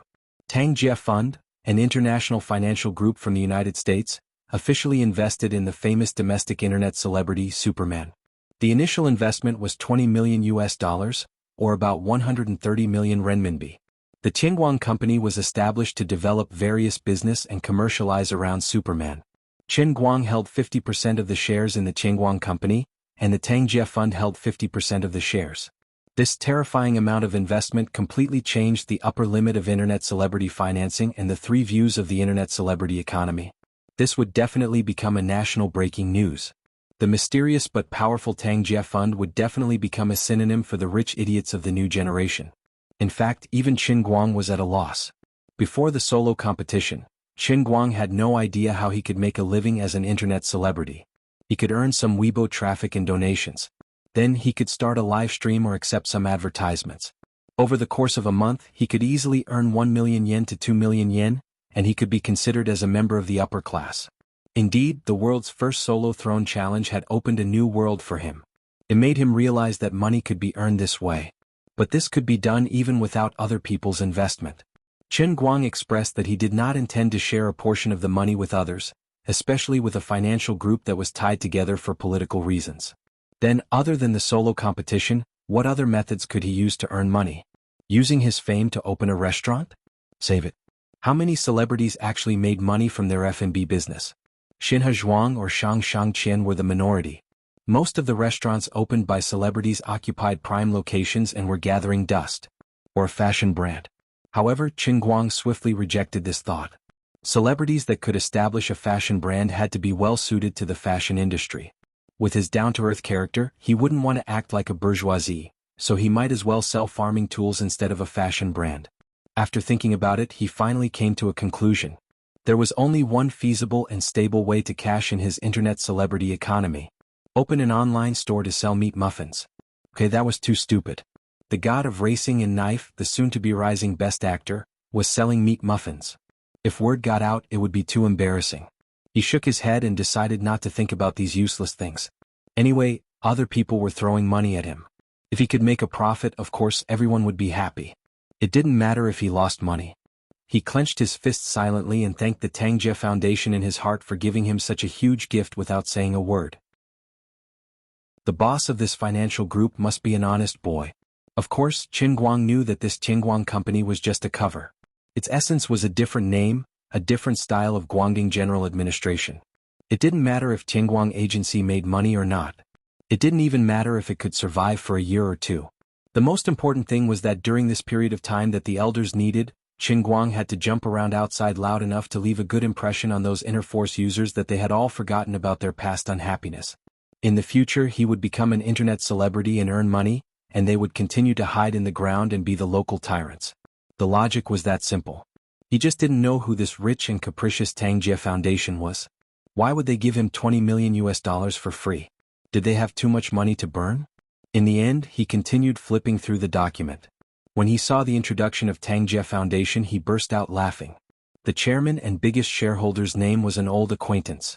It was Tang Ying's genius younger brother, Tang Xiaokai. Okay, this young man wasn't stupid. He was smart. No wonder. No matter how talented a person was, there was a limit. This young man was doing well in foreign investments at such a young age. He actually got involved in such a high-end matter. As expected, this meant that the so-called Tangjie Foundation had the shadow of the Chinese higher-ups behind it from the beginning. In a sense, his $20 million of financing, which was almost like giving away for free, was very meaningful. Qin Guang silently tightened his pockets. This was called someone sending him a pillow when he wanted to sleep. Just as he was feeling distressed that he had spent too much on speculation, someone sent him money. This old man doesn't know much about business, but it's written in black and white on this top-secret file that my mission during this period of time is to do my best to produce, and to strive to produce all this money. I must also make a name for myself and make a name for myself. Thinking of what Jin Shirui had whispered to him previously, Qin Guang came to a tacit understanding with the old men in Yanjing. Fine, you want me to create more trouble and distract some people's attention. In that case, I'll respectfully accept. Tremble the whole world. I'll let you see what it means by there's no such thing as the most prodigal, only more prodigal. I can't take it anymore. I'm losing control of my power. I can't control my prodigal soul anymore. The scary prodigal soul is about to devour my rationality. Why does it feel so good when I think about spending other people's money? Burn. My prodigal soul. Why are you smiling so wretchedly? Xen Qin, who had been paying attention to him, felt a chill from the bottom of her heart when she saw his expression. Qin Guang touched his face. Am I? Look at my righteous eyes. Are you intimidated by my righteousness? Little Xen Qin, listen carefully. The burden on our shoulders is very heavy. We must successfully complete the task given by the leaders and return the great Wuxia to its former glory. Screw you. Remember, the people from Tangjie Foundation don't know that Qingguang Brokerage is essentially our Guangdong General Office. Don't let the cat out of the bag when we meet up tomorrow. Qin Guang nodded. Nonsense. Do I need you to tell me that? Am I the director or are you the director? You don't have any self-awareness as a deputy director at all. Director, do you need a Lolita massage? Xan Qin squeezed her fingers. Her joints crackled. With bone strength, she could make her fingers as loud as thunder. Qin Guang rejected her righteously. Comrade, the revolution has not succeeded yet. We still need to work hard. Now is not the time to enjoy the sugar-coated bullets of capitalism like a Lolita massage. Pfft. Xan Qin returned to the room next door. Qin Guang rushed to lock the door. Ever since the Lolita rubbed his back yesterday, she had become irritable. Strange. Menopause at such a young age? He didn't know that Xan Qin was heartbroken. She had sacrificed so much, but she didn't even get a peek at the slightest bit of Danqing volume.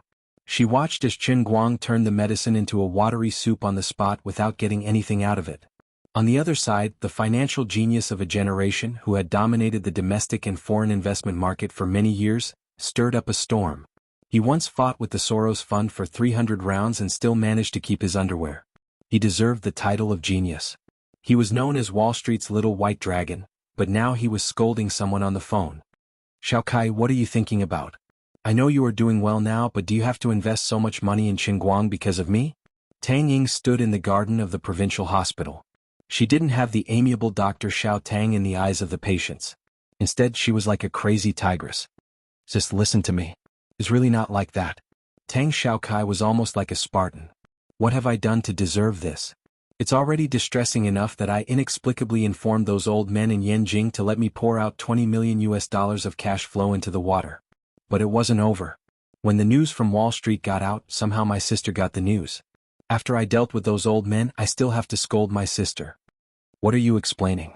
I don't need you to explain anything. I don't need you to meddle in the matters between me and Qin Guang. Your sister has been holding it in with great difficulty. Forget it, I don't want to talk to you about this. You are too extravagant.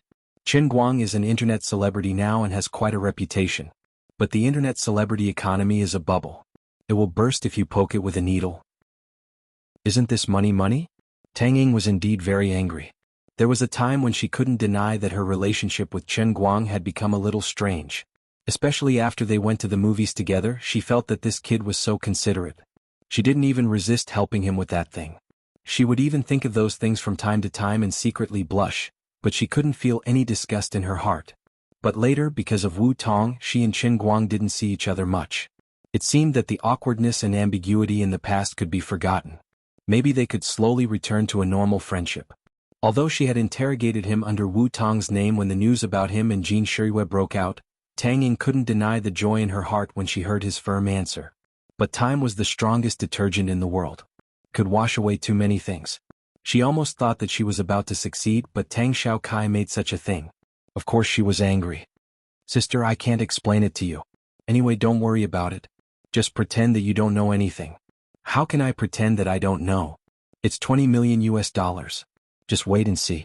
I have to call Dad and see if he won't beat you up. It's useless even if you call Dad. He knows about it too. What? Dad knows? Tang Ying was shocked. How could you tell him about it? Hey, that's not right. I didn't tell him. He told me. Forget it, I really can't tell you. I'm very confused about it, but it involves some secrets, especially scary secrets. It really has nothing to do with you. It's just a coincidence. Sister, think about it. I'm a smart businessman. I'll get it back even if I have to. How could I throw away $20 million just to make you happy? Who's happy? Who are you talking about? I'm not happy at all. I'm super unhappy. You're all bullying me. Chapter 606. Tang Ying hung up the phone. She recalled Wu Tong's call 2 days ago. At that time, Wu Tong told her, Lady Ying, your sister Tong won't be able to return to Wujing anytime soon. Help me keep a close eye on Qin Guang. Don't let those strange little vixens wander around him. He's rich and famous now. You know he can't resist them. You have to help me keep an eye on him. My good sister, can you please help me with this?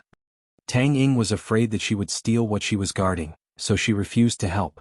But in the end she couldn't persuade Wu Tong. Wu Tong didn't want her to have too much contact with Qin Guang either. She only asked her to meet Qin Guang from time to time and have a meal with him. Even if they couldn't have a meal together, they could chat on WeChat. Tang Ying nodded. In fact, Wu Tong was worried about Qin Guang's situation. But she was in a special situation now and couldn't contact Qin Guang too much. So she wanted to take a detour and keep track of Qin Guang's movements through Tang Ying. But she didn't want Tang Ying to get involved too much. So she asked Tang Ying if she was willing to send a WeChat message to ask about Qin Guang. On the other side, Tang Xiaokai held his phone anxiously and didn't know what to say. It seemed that his sister was mad. Alas, forget it. I'll explain it to her slowly after this mess is over. Not long after, he received another call from Tang Ying. You've invested 20 million US dollars. Did you send a vice president over to help you? No, I don't think it's necessary, Tang Xiaokai said honestly. Actually, he wanted to send someone, but his father hinted that he shouldn't think about making money from this business. He also didn't want someone to represent him to keep an eye on Qin Guang. He just wanted Qin Guang to focus on building the company.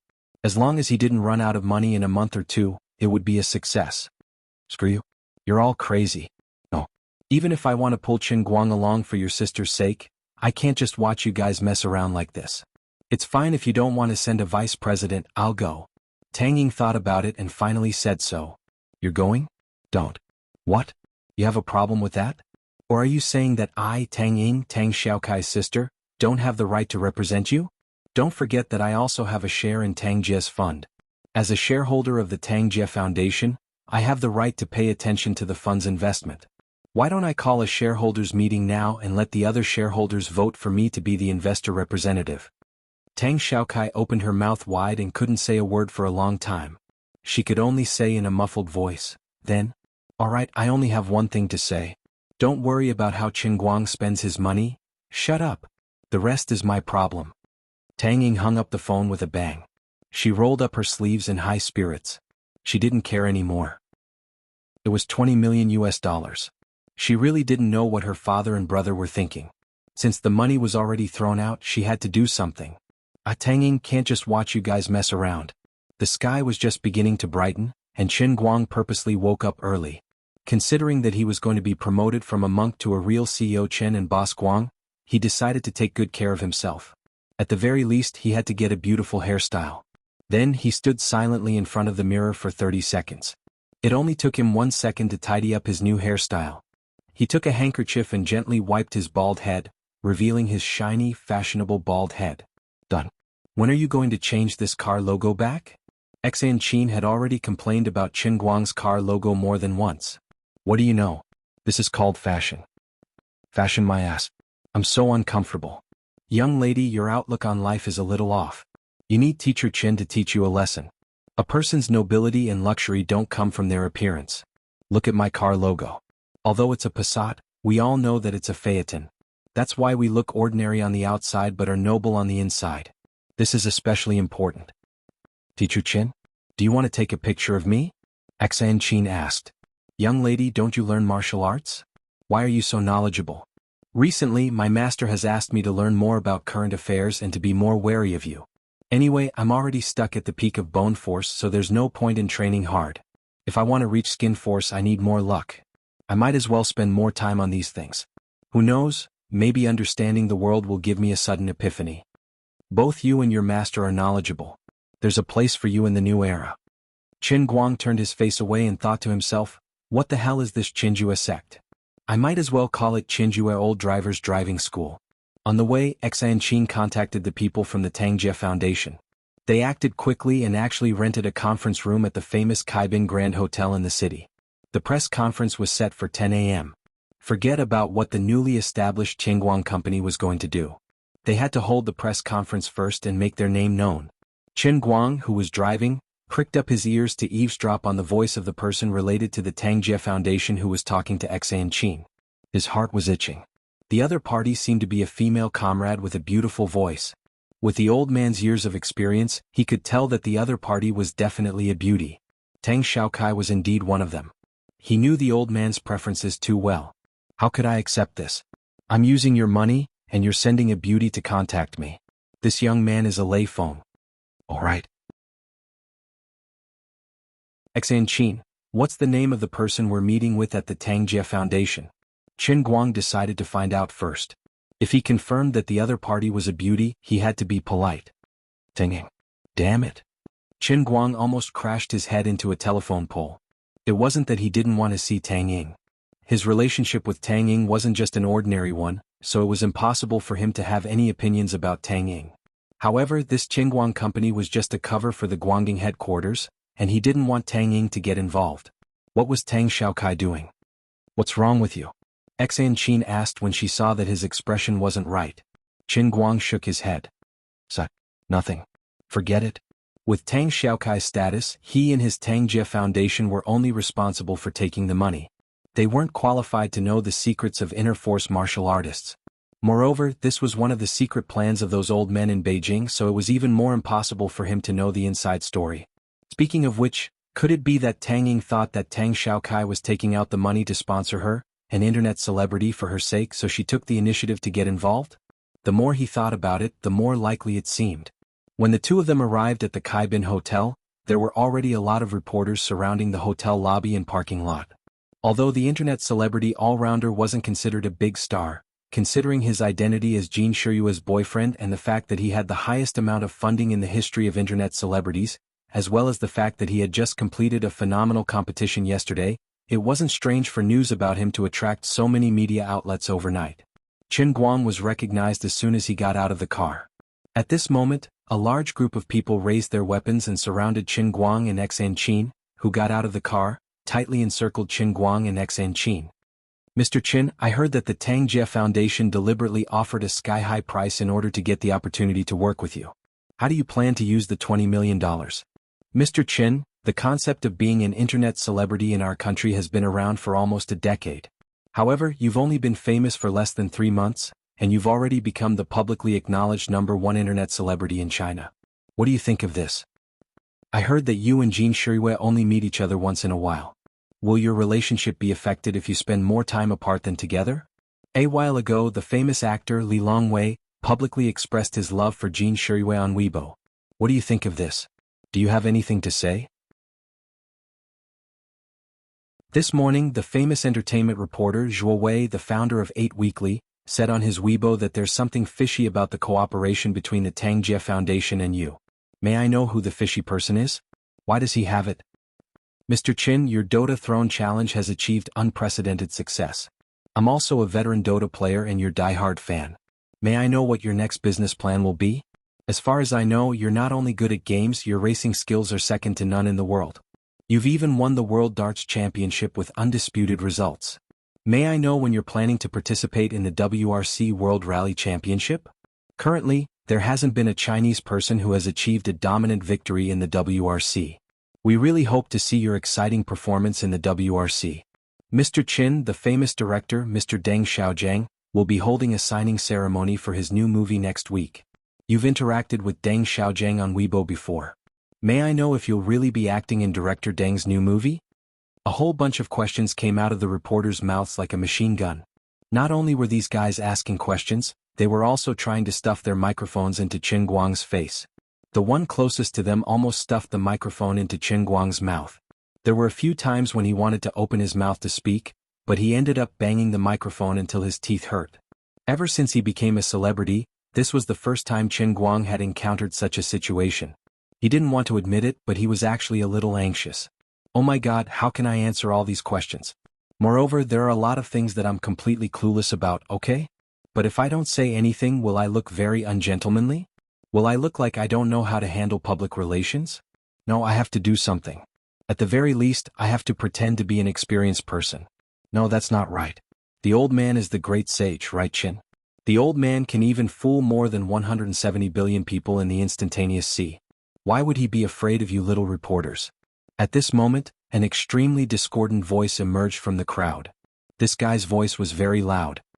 Hello, Mr. Qin. I'm Zhuo Xiaowei, a special correspondent from 8 Weekly. Zhuo Wei is my father. Previously, there were rumors that your private life was very indecent. May I ask if the rumors are true? The little girl in the car with you is so beautiful. What is her identity? Does she have some unspeakable relationship with you? The noisy crowd suddenly quietened down. This guy's question was very sharp. Moreover, it was obvious that he was making groundless accusations.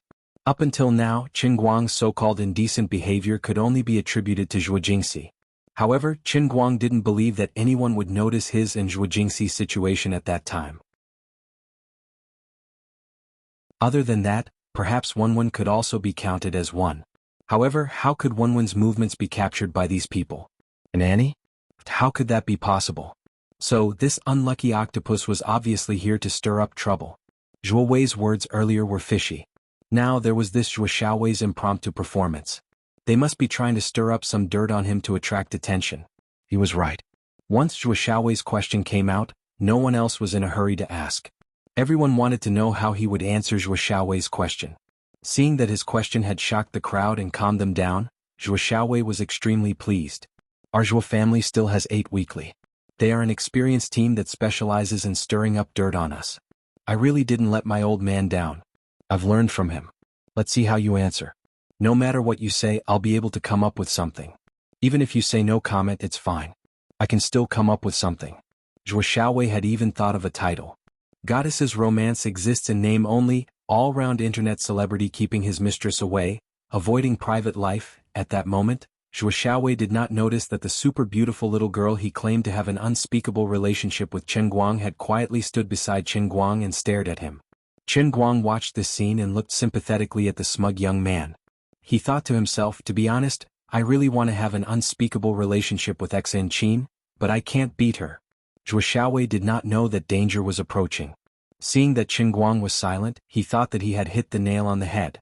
He pressed further. Chen Guang, please answer my question directly. After all, you are a public figure. Public figure? So what if I'm a public figure? Do you guys have to broadcast the entire process of a public figure squatting on the toilet? Chen Guang still did not speak. Instead, it was Xan Qin who spoke with her crisp voice. Zhuo Xiaowei looked at Xan Qin with some displeasure. This is a serious interview.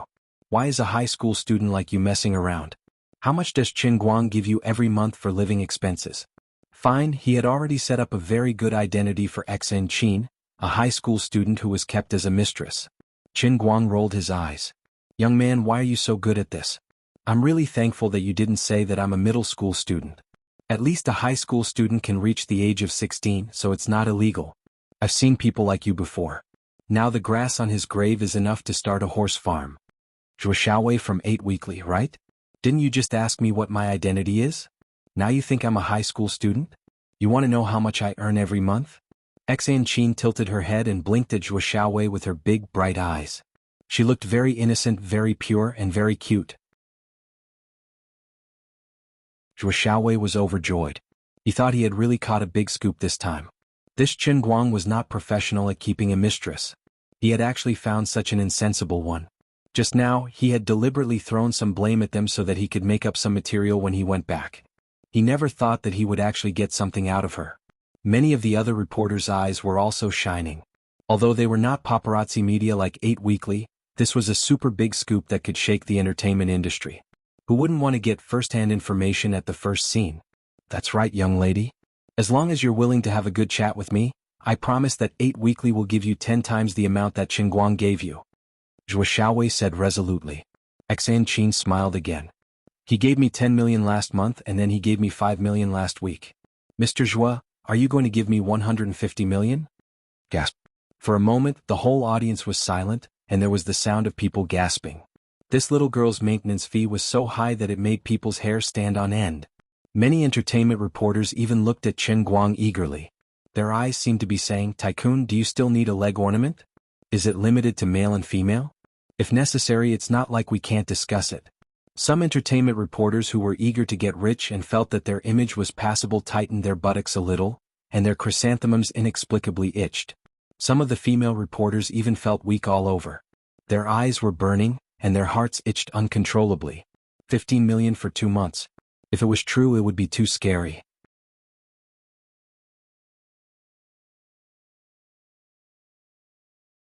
Chapter 607. How is that possible? Zhuo Xiaowei exclaimed. There were still some who remained rational.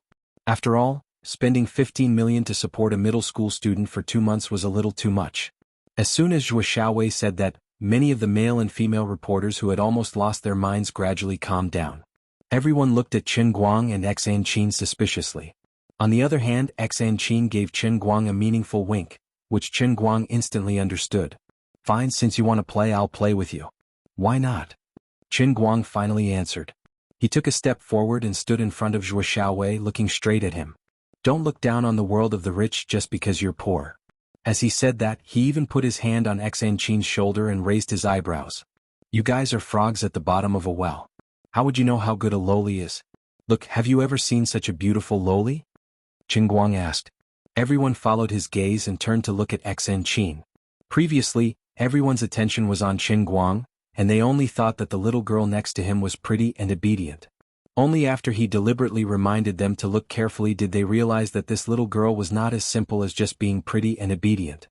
Her silky hair hung down into her bangs, and a pair of big lively eyes that could make people forget their sadness at a glance were born on her small face that seemed to be carved out of fine jade. This little girl's beauty was completely different from the so-called internet celebrity faces that were especially popular nowadays. Instead, it was the kind that people could tell at a glance that she was naturally sculpted and had an oppressive aura. Her beauty was so recognizable that even those so-called fairies on TV paled in comparison when she was barefaced. Many people even had a faint feeling of regret in their hearts. How could such a beautiful little girl be kept as a mistress? Were they blind or were they blinded by lard? How could they think that way? Xan Qin looked too innocent, too cute, and too unpretentious. She was completely unlike those seductive foxes outside. Then Qin Guang spoke again. How about it? It's worth 15 million, right? Also, she was already an adult, so it was not illegal. Let alone 15 million, I'll even give you 100 million. Many of the male compatriots' fantasies were shattered in an instant after they heard Qin Guang's words. These people even forgot that they were here for an interview today. One by one they looked at Qin Guang as if they wanted to bite him to death. This guy was really wasting God's gift. What was wrong with such a beautiful little girl? Why did she become his mistress? In other words, you really spent 15 million on this girl? It was still Zhuo Xiaowei, the descendant of a prestigious family, who was the most professional. At this time he was also the best at grasping the main point of the day, which was to dig up some juicy information. Qin Guang nodded. Yes. Does Jin Shirui know about this? Zhuo Xiaowei asked again. Qin Guang shook his head. She doesn't know.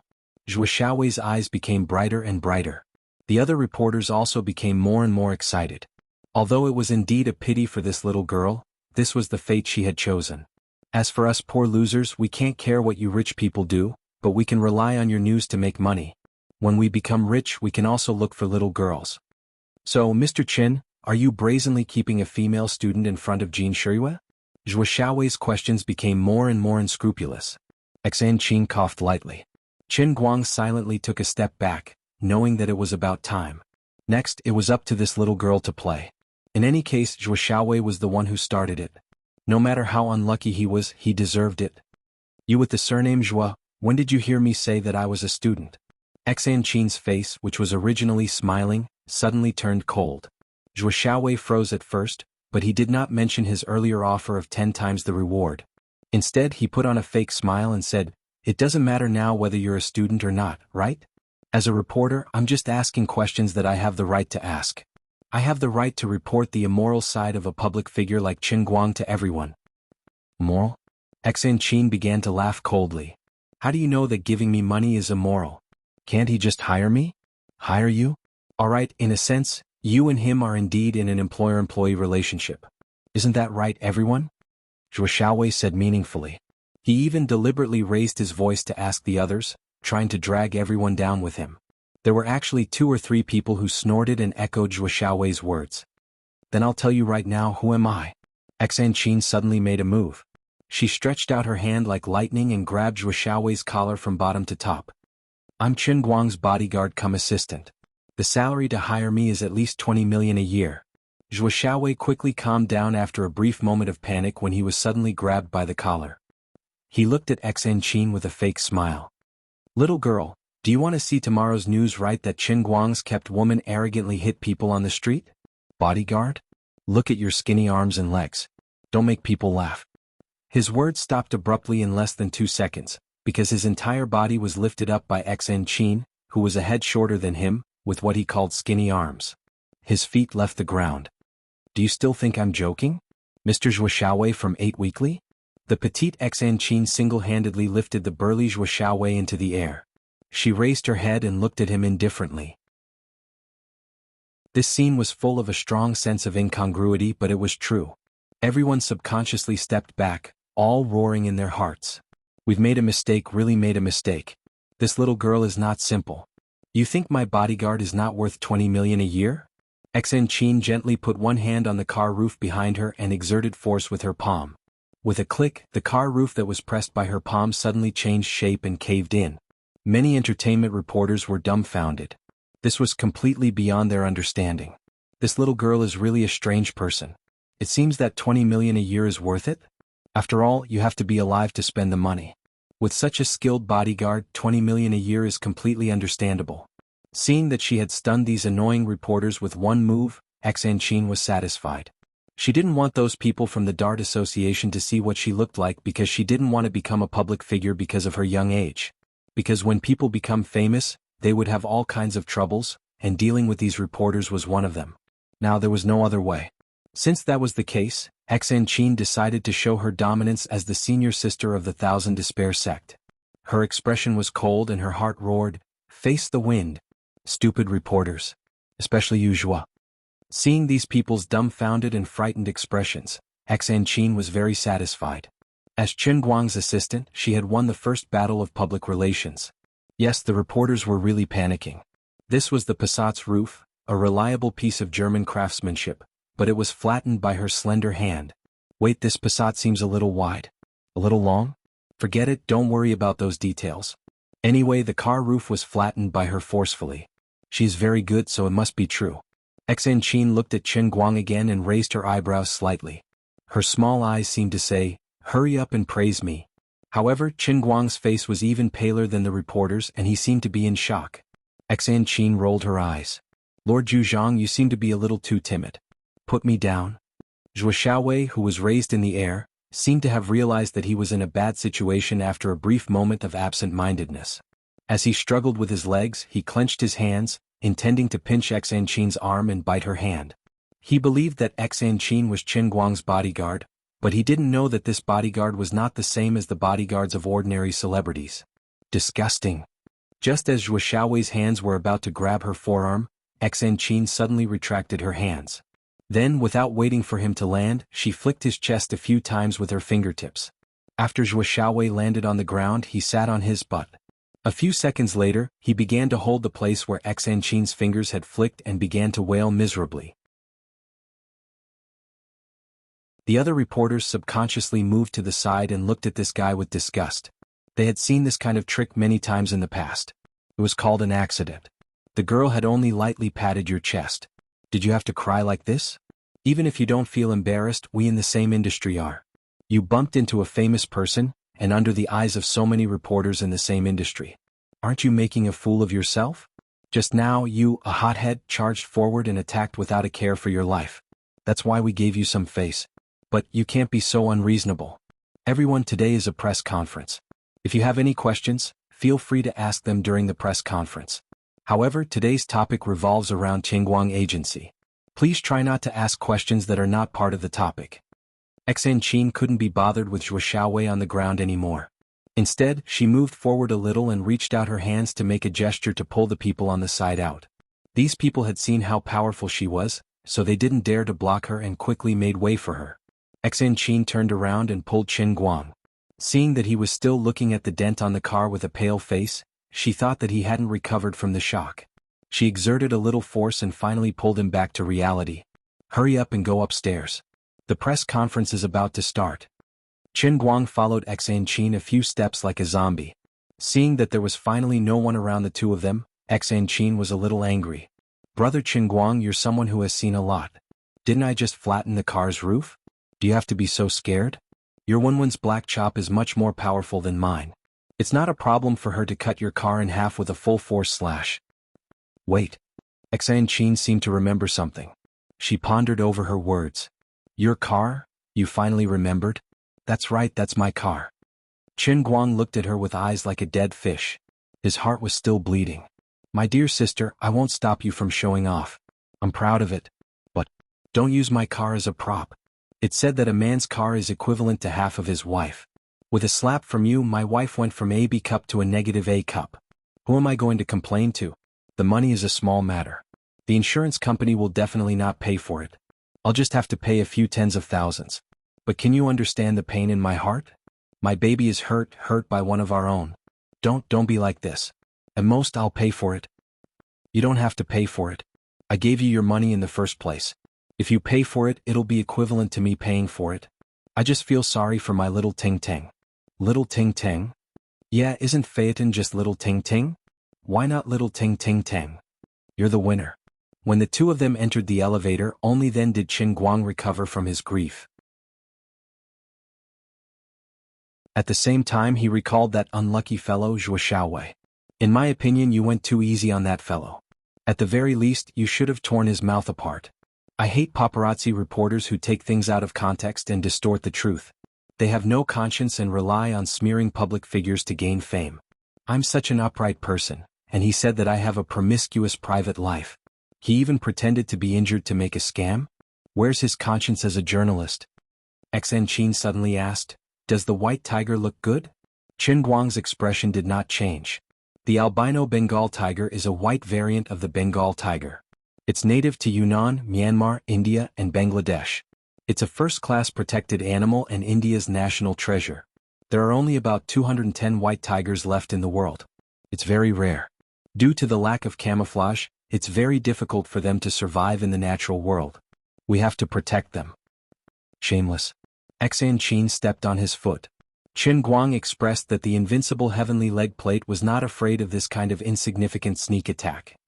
Actually, I hit him quite hard just now. He wasn't faking it. He was really in pain. Qin Guang stared. What? I saw that you didn't just use your fingers to flick him a few times? Could it be that this is the long-lost acupoint technique of Jianghu? You hit his pain acupoint? Nothing like that. You're completely wrong. First, the acupoint technique is not completely lost. It's just that I don't know how to do it. At least from what I know, the sunflower sect's sunflower acupoint technique is still good. They're really in pain. Although I know acupoints, what I'm doing is called the acupoint sealing technique. It's just injecting my inner force into someone else's body and forcefully using it to seal their meridians. Also, I didn't seal his acupoints. He's just an ordinary person. If I really sealed his acupoints, I'm afraid he'd die. Just now, I really cracked a few of his ribs with my bone. That's why he's screaming in pain. So ruthless? Not bad. I like it. It's just that we might have a big grudge with them. What's there to be afraid of? You won't have the money to pay for it anyway. That seems to be the case, right? But why aren't you the one paying? Didn't you just say it? Anyway, you're the one who gave me the money. Is the white tiger nice? Nice. Do you want to see more? Helping my assistant come bodyguard to pay for the lawsuit is my responsibility as a small boss. Don't fight me for it. Qin Guang's guess was right. As he and Xan Qin went upstairs, the other reporters also hurried up to join the press conference. Poor Zhuo Xiaowei cried on the floor for a long time. In the end, no one paid any attention to him. In the meantime, the hotel staff came by once, intending to comfort him. It turned out to be a very fashionable man. Before the man left, he said, "I recognize you. You're the paparazzi with the surname Zhuo, the one who screamed online about celebrities with the surname L taking drugs. You've caused so much trouble for my Ronaldo. Keep screaming, I'm too lazy to care about you." Zhuo Xiaowei had to call 120 himself for an ambulance. Lying on the floor, the hot August sun shone on his face, making him feel uncomfortable. The broken ribs on his chest felt like they were being scratched by a bear's claw. It hurt like hell. He gritted his teeth. Qin, and that shameless little girl who pretended to be a pig to eat a tiger, I'm not done with you. Oh my God, it hurts so much.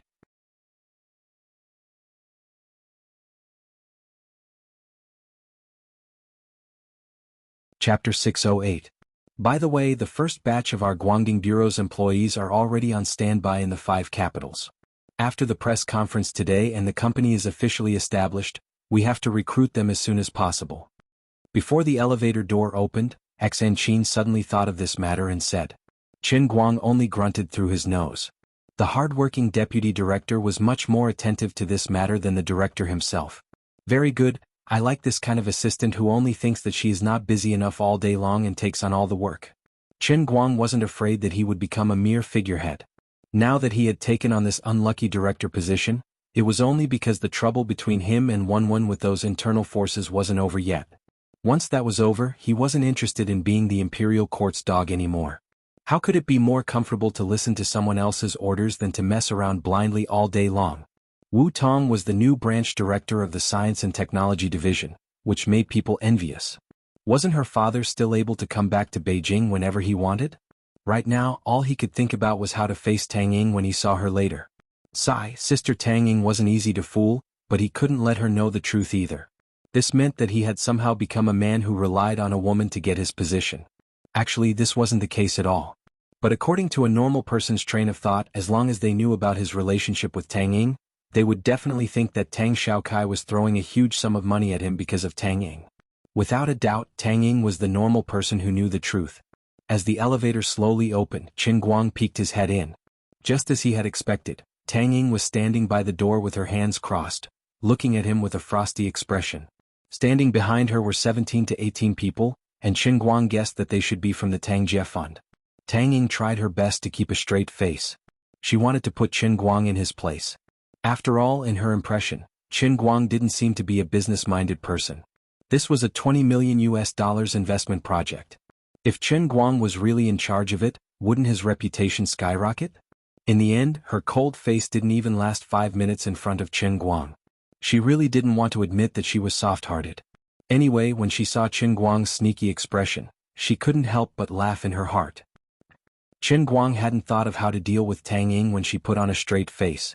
She smiled, walked up to him and gave him a dirty look. "You're so cocky this time. Don't you want to be rich all day long? Do you look down on rich people? Now that you're rich yourself, what are you going to do?" Qin Guang scratched his head. Damn, Tang Ying's expression just now was too scary. He really thought she was going to scold him. This happened quite suddenly. To be honest, it was brother little Kai who made the first move. I was just lying down at home when he said he wanted to invest in me. At that time, I didn't agree. I thought to myself, how can I do that? Brother little Kai's money, doesn't that mean sister Ying's family's money? How can I rely on your money to become rich? I rejected him harshly, but he wouldn't let me. He even said that if I didn't agree, he would donate the money to the Marine Conservation Organization. I thought to myself, how can that be? If it's left with me, at least I can get a few blisters, but if it's thrown into the sea, I won't even be able to see a ghost shadow. I was forced to do something beyond my capabilities. This was the advantage of being thick-skinned. Qin Guang could easily lie through his teeth. No matter what, Tang Ying didn't seem to be very happy, so he decided to throw all the blame to little Kai first. Of course, he was a self-reliant young man. Tang Ying suddenly understood. She actually believed Qin Guang's words.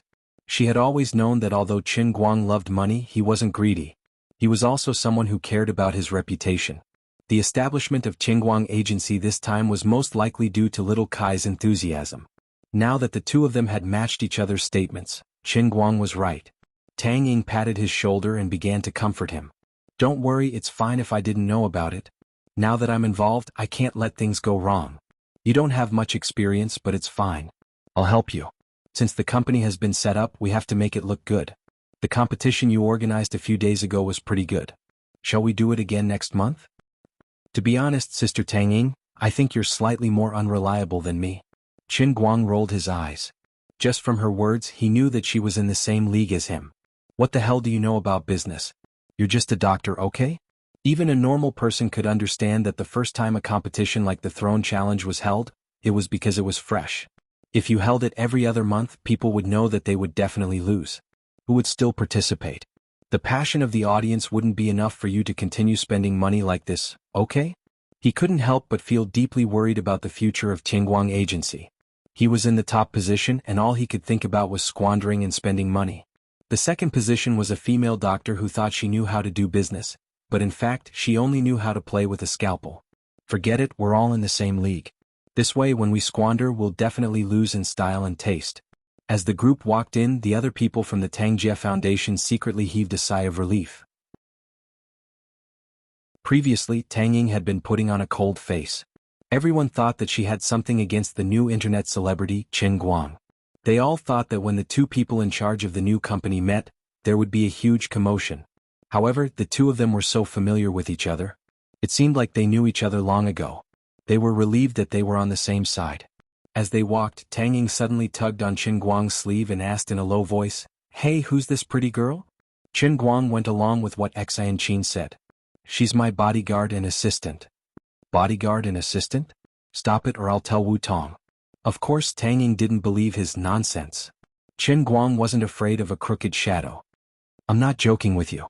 A real bodyguard. You'll know when you see the news later. Before we came up just now, someone from 8 Weekly had already caused trouble downstairs." Tang Ying was surprised. 8 Weekly? They're not a good media. They're always slandering people. In the entire entertainment industry, I'm afraid only your Jin Shuriwe and a few other celebrities haven't been slandered by them. What do you mean by your Jin Shuriwe? You're still joking with me. It doesn't matter. I'm not afraid of them slandering me. So what if I hit her? What? You even beat him up? As a female comrade with a penchant for gossip, Tang Ying usually paid attention to gossip. She instantly realized the seriousness of the situation. It wasn't good for a celebrity to hit someone, let alone someone from 8 Weekly. Wouldn't they be slandered? Yes, she hit him and even broke him. Qin Guang turned to look at Xan Qin. Xan Qin put up 5 fingers. Qin Guang added, 5 ribs. 5 ribs. Oh my god. Hurry up and get Jin Shuriwe to help you. If not, our company will be shut down before it even opens for business. Tang Ying was anxious. Qin Guang coughed and said softly, I've already hit her and they know who I am. They will still slander me. What's the use of asking Jin Shuriwe to help them? Besides, you know that Jin Shuriwe and I are innocent. How can we trouble her for such a small matter? At this moment, Qin Guang couldn't wait to cut off his relationship with Jin Shuriwe. So how could he ask for help for something like this? What if Jin Shuriwe's grandfather came after him again? Although Jin Shuriwe might be able to resolve this matter, wouldn't he be walking right into a trap? Forget it. That's true. So, Tang Ying's brows were tightly knitted together. She felt that her position as the vice president of Qingguang Talent Agency was starting off on a bad note. Her company hadn't even been officially established yet, and she had already offended the notorious paparazzi team of the entertainment industry. Her future was bleak. Sister Ying, calm down first. Those who want to achieve great things shouldn't be bothered by trifles. You are our deputy CEO. If you are frowning over such a small matter, won't your employees lose confidence for nothing? That's true. I don't think I'm cut out for this. There are many things to do in the hospital. Why don't I ask little Kai to send someone else here? I don't think I can help you much. I think so too. Qin Guang quickly agreed. He hoped that Tang Ying would leave. Unexpectedly, Tang Ying turned to look at him. You want me to leave so badly? I won't. I didn't want to care about this at first, but I can't. This is my family's money. I realized that if it were someone else, no matter who it is, they wouldn't be able to control you or this matter. Well, it had the opposite effect. Qin Guang touched his forehead. He didn't know why, but it felt a little hot. There were no more problems at the press conference. The reporters had planned to ask about the relationship between Qin Guang and Jin Shuriwe, but Xan Qin had been standing behind Qin Guang with her hands behind her back, glaring at the audience. Many of the reporters recalled what had happened downstairs, especially the Passat that had been dented. Zhou Xiaowei from Octave Weekly had been beaten up. Although they didn't know how badly injured he was, it seemed that he had been sent to the hospital. It was better not to invite trouble. This new internet celebrity didn't seem to play by the rules. Before they figured out his temperament, they shouldn't look for trouble. The entire press conference lasted for about half an hour. There was nothing new. Tang Ying, as the representative of the Tangjie Foundation, read the script and explained why the Tangjie Foundation had chosen to cooperate with Qin Guang. It was because it was the information age. It was rare to find a new type of internet celebrity like Qin Guang who could provide original content and had the titles of the world champion of darts and Dota. Both parties would build the Qingguang agency around Qin Guang and go all out to unearth the all-rounder's IP for greater economic benefits. Then Qin Guang stood up again. He also held the script that Tang Xiaokai had arranged for someone to write for him. He read it and was done. Then today's press conference will end here. Thank you, friends from the news media, for coming. Although there was a little unpleasantness downstairs, our CEO Qin didn't have any ill intentions. It was really because the staff of Octave Weekly had no professional ethics. We have prepared small gifts for our friends from the media at the entrance of the conference room. Please don't forget to collect them later. Although he didn't send anyone at the deputy CEO level over, Tang Xiaokai still helped Qin Guang set up the basic structure of the company's leadership. At this moment, the host of the press conference was the temporary administrative manager. He was also in charge of the public relations department. His name was Yu Hong, a very capable middle-aged man. At this moment, the door of the press conference was suddenly pushed open. A fat man in his 40s or 50s barged in angrily. There were 3 to 6 men in black behind him. What do you mean by no professional ethics? My son was doing a normal interview and was sent to the hospital by your people. He broke 5 ribs. Who is the one with no professional ethics? Qin Guang. You have to give me, Zhuo Wei, an explanation. Otherwise this matter won't end. I'll see you in court. The fat man walked forward quickly. The staff wanted to stop him, but they were all restrained by the men in black beside Zhuo Wei. Qin Guang's eyes narrowed slightly. After beating up the young one, the old one came. That was fast. It was impossible that Zhuo Wei didn't know that Xanqi knew martial arts and was a powerful bodyguard. Yet he still dared to barge into the conference. Either he had an expert by his side or he knew that he would be in trouble and deliberately brought people to get beaten up. He was waiting for things to get out of hand. As the company's current head of public relations, Yu Hong reacted quickly. He walked up to Zhuo Wei. Mr. Zhuo, this is our press conference venue. If you have anything to say, you can say it in private. It's not very convenient for us now. Get lost. You have no right to speak here. Unexpectedly, Zhuo Wei didn't give him any face at all. Zhuo Wei was the leader of 8 weekly magazines. 8 weekly magazines was a famous paparazzi organization in the country, but its base was in the 5 capital region. He had been operating in the 5 capital region for many years. His own son was actually beaten up and seriously injured right under his nose. He was already furious. Moreover, he was here to cause trouble. Of course, his attitude had to be arrogant enough. Otherwise, how could he make the matter bigger and livelier? Talk in private? No way. I want to take advantage of the fact that this is a press conference. The other reporters haven't left yet. While you guys are holding back, I want to make the matter bigger. Zhuo Wei secretly made a gesture. From the corner of his eyes, the man in black beside him reached out and pushed Yu Hong. Yu Hong looked like a weak scholar. He didn't expect Zhuo Wei's people to be so daring. He was pushed back and fell backward. His head hit the corner of the chair behind him heavily. His forehead was scraped hard and blood started to flow. Blood was seen on the stage. Zhuo Wei was a little flustered at first, but he was secretly happy. Anyway, Qin Guang was a famous person. Although Zhuo Wei's fame wasn't small, everyone knew what kind of person he was. He didn't care about his reputation at all. It was good that he got hurt. He continued to look at Qin Guang with a face full of pride.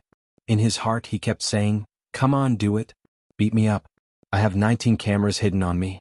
They will clearly record the scene of you making a move. I guarantee that you'll have to prepare at least a few million to buy this big news from me. Other than that, you can just wait to enjoy my 24/7 surveillance. I guarantee that I'll clearly take pictures of whatever color of underwear you like to wear and the size of your little penis." Chapter 609. The atmosphere at the scene became extremely awkward. Yu Hong, who was accidentally injured, slowly stood up with the help of the staff. The wound on his head was a little big, and blood was still flowing out from the gaps between his fingers that were covering the wound.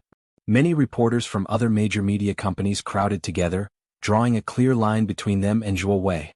No matter what, this was someone else's press conference. Your son deserved to be beaten up for picking a fight.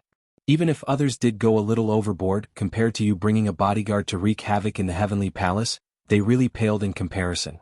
What's more, there was blood. Things were getting out of hand. But what was Qin Guang going to do? How was this newly established Qinguang agency going to deal with this? Everyone looked towards the direction where Qin Guang and Tang Ying were standing side by side. At this time, Qin Guang was squinting at Zhuo Wei.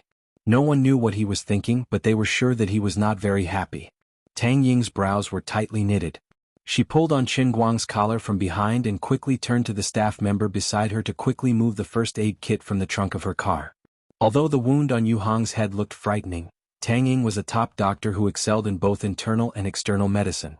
She also had a wealth of clinical experience as a chief surgeon. The effect of her emergency treatment on Yu Hong's head was better than sending him to a nearby hospital. Seeing that Yu Hong's head was bleeding more and more, although Zhuo Wei was a little regretful, he did not panic at all. He could not wait for Qin Guang to fly into a rage and hit him on the spot. Why did he have to eat so much? Wasn't it because he had to rely on the thick layer of fat on his body to block the damage when he was hit? Full fat armor was super easy to use. It had first-class shock absorption and resistance. No matter how long he wore it, he would not feel any pain. It provided 24/7 security. Anyone who used it would know. As for the compensation for injuring Yu Hong, Zhuo Wei was also not worried. Wasn't it just a small wound on his head? How much compensation could he pay? His son even had a few broken ribs. Everyone should take turns to pay, so he should be the one paying.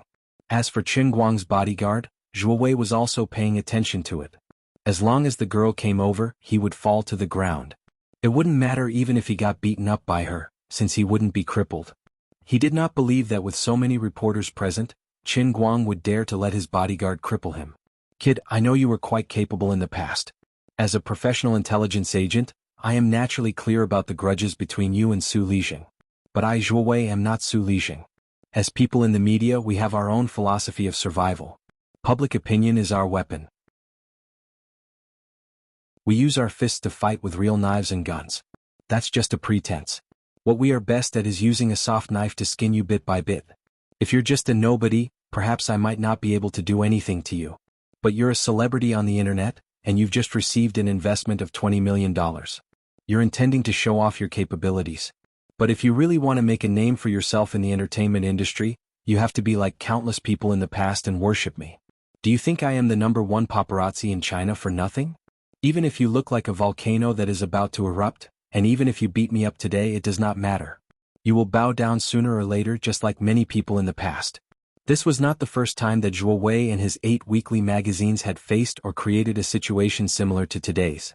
Whether it was Zhuo Wei himself or his peers who were watching, they all understood that Zhuo Wei was a difficult person to deal with. 8 weekly magazines was a media that they could not afford to offend. Even if there were too many people who hated them, Zhuo Wei and his 8 weekly magazine were still living comfortably. They were the troublemakers of the entertainment industry. They could also be said to be the dark forces in the industry. Of course, the existence of people like them also played a role in supervising the artists. After all, they had exposed real scandals and caught 2 or 3 artists who were suspected of taking drugs. Their specialty was to uncover scandals. If they couldn't uncover anything, they would create their own scandals. For example, they would get their reporters to purposely run in front of the hot-tempered celebrity and turn on the flash to take pictures of the celebrity's eyes. Tomorrow's headlines would be, XX acts like a big shot, hits reporters, smashes cameras. F***CK, I was just walking and you blinded me with your flash. What's wrong with me smashing your camera? But the public did not think about this. When they saw the headlines and read the text that was taken out of context, they would say, why is this celebrity so uncultured?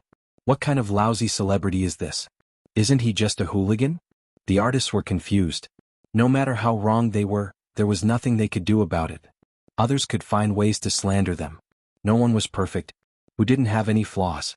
People like Zhuo Wei were best at magnifying other people's trivial flaws in front of everyone. Also, when they couldn't get any big news, they would run to the tall building opposite the art gallery and set up a telescope. Then a new bombshell was brewed, XXX bold style, naked in his bedroom, accompanied by a pornographic photo that was clearly taken clearly, but was actually deliberately fogged to make it look hazy. The artist who was photographed wanted to F***ck Zhuo Wei. He couldn't even take off his clothes in his own bedroom.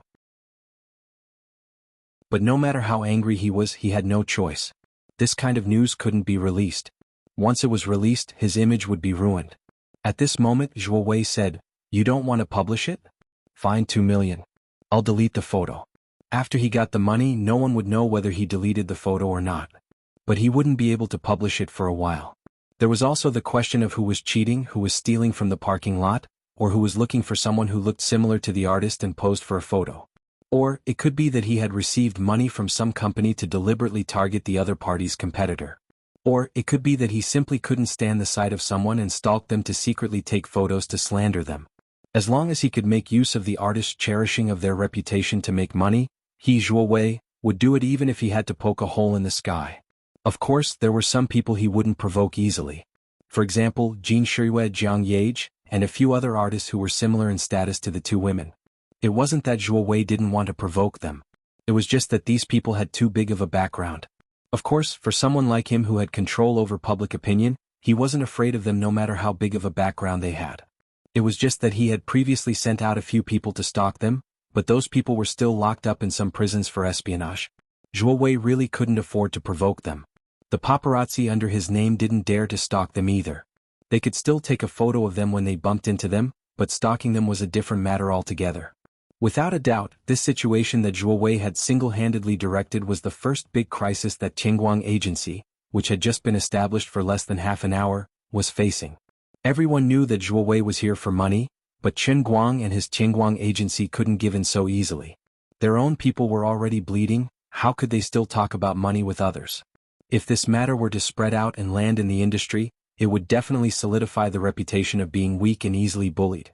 Even if 8 Weekly Magazine dealt with it, there was still 9 Weekly Magazine, Hexagram Weekly Magazine, Dog Eyes World, Chaoyang News Agency, and so on and so forth. These people would be like sharks that smelled blood and would flock to them.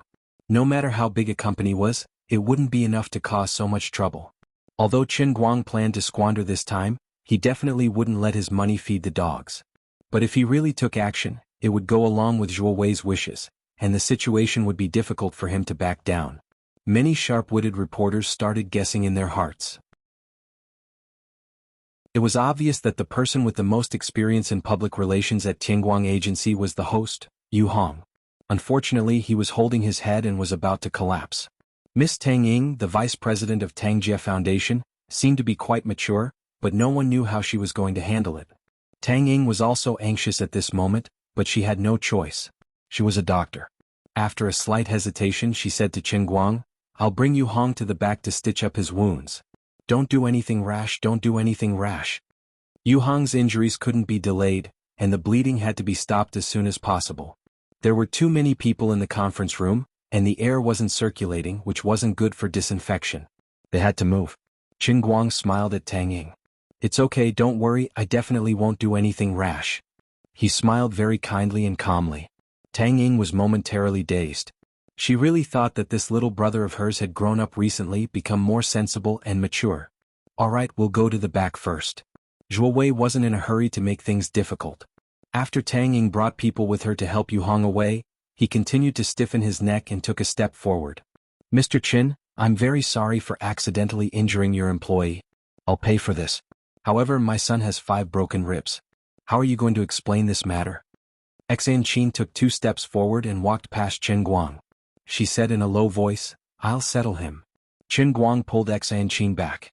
"I'll settle this matter. Don't interfere." He wasn't afraid that Xan Qin would accidentally kill someone.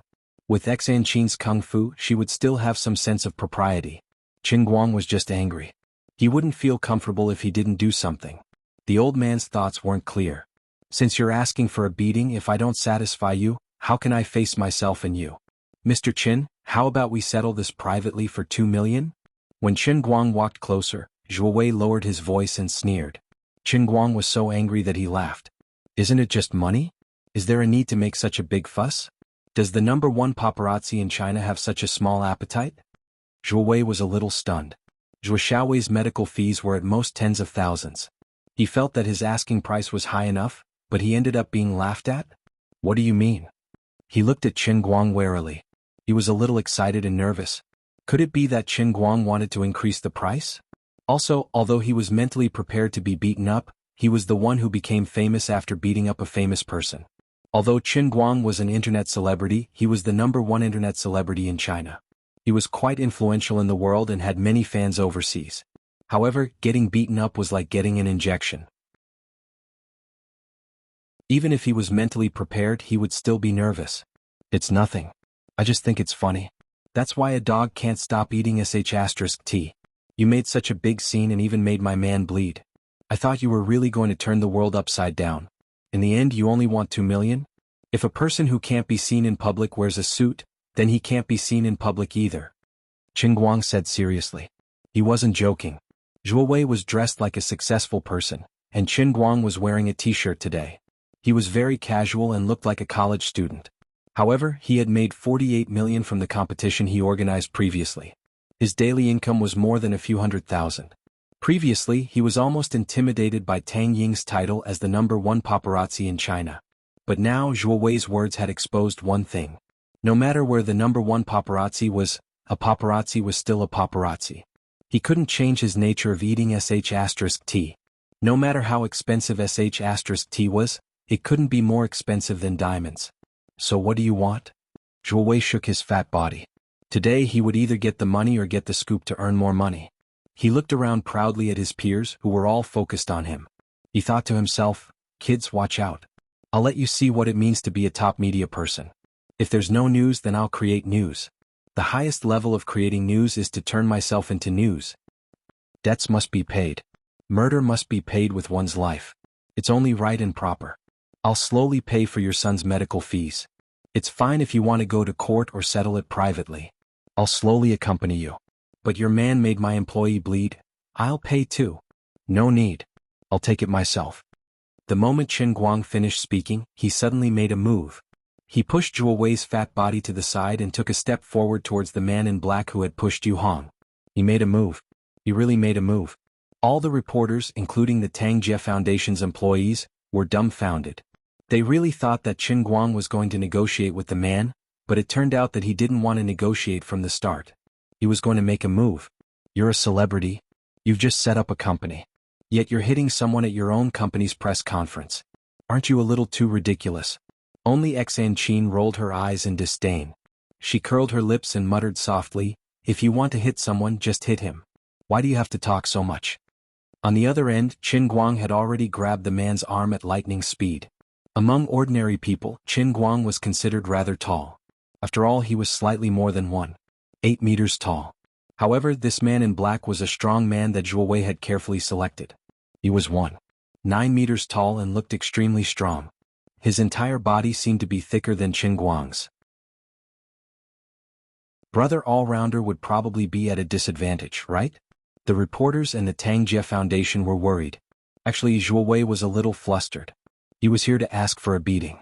If his bodyguard were to injure him instead, it would feel good. However, he wouldn't be in the right and would have to pay for it. Therefore, Zhuo Wei desperately winked at his bodyguard, telling him not to act recklessly. Wait, the situation doesn't seem right? Zhuo Wei suddenly realized that Qin Guang was only holding his bodyguard's arm with one hand, but his very strong bodyguard's face turned pale. Bastard. Let go. The strong man was pinched with his left hand that pushed Yu Hong down, but his right hand was free. He raised his fist high and tried to hit Qin Guang. Gangzi, don't mess around. Zhuo Wei shouted subconsciously. It hurts. Boss. It hurts. The strong man named Gangzi roared and swung his right fist down. Qin Guang's expression still didn't change. He just gently raised his left hand and caught Gangzi's right fist. Don't worry, it will hurt very soon. After a moment, Gangzi's temples broke out in a cold sweat, and his pale face quickly turned pale. There was a sudden cracking sound in the quiet conference room. Everyone's pupils shrank, and their eyes all looked at the place where Qin Guang used his right hand to pinch Gangzi's left forearm. Strange, the sound just now seemed to come from this place? Then Qin Guang loosened his right hand and pushed again with his left hand. Gangzi covered his hand and stepped back 2 steps. He sat down on the ground. His face was covered with dense beads of sweat that flowed down his face, as if he was enduring great pain. Boss, my hand is broken. Gangzi's teeth were chattering and he said in a hoarse voice. As soon as they heard this, seeing that their buddy was injured, the other bodyguards who were planning to move closer to Qin Guang suddenly stopped. Zhuo Wei was also shocked and opened his mouth wide. He couldn't believe his ears. The other reporters were not much better. How could there be such a thing? They didn't see him use much strength. He just used his 5 fingers to pinch someone's forearm and the bones were broken? T. This Gangzi was not a small thin man. His forearm was as thick as an ordinary person's calf. Qin Guang looked back at Zhuo Wei and shrugged. Whichever hand he used to hurt my staff, I will break his hand. You should be glad that he didn't hit it with his head. Otherwise, I would have broken his neck. Well, you can slowly look for a disability certificate. I don't care how much compensation I have to pay. Anyway, I have money. I can be so capricious. Zhuo Wei slowly stepped back. He would rather Qin Guang jump up and fight with him hysterically. It would be more comfortable than him smiling and casually breaking the bones of his own bodyguard. Zhuo Wei had seen a lot of celebrities and was beaten by celebrities, but he had never encountered such a style. He was smiling at you, but the result was that he suddenly broke the hand of your strong bodyguard. He broke it. Broken. This guy must be a lunatic, right? Zhuo Wei thought. Qin Guang made a pose that he thought was handsome. I know you have a camera on you. Come, take a picture of me to make me look more handsome. *CK, this is a lunatic. Zhuo Wei and the reporters present thought at the same time. The people from the Tangjie Foundation were not any better. Others wanted to take a picture of you. Who the *CK would care if you were handsome or not?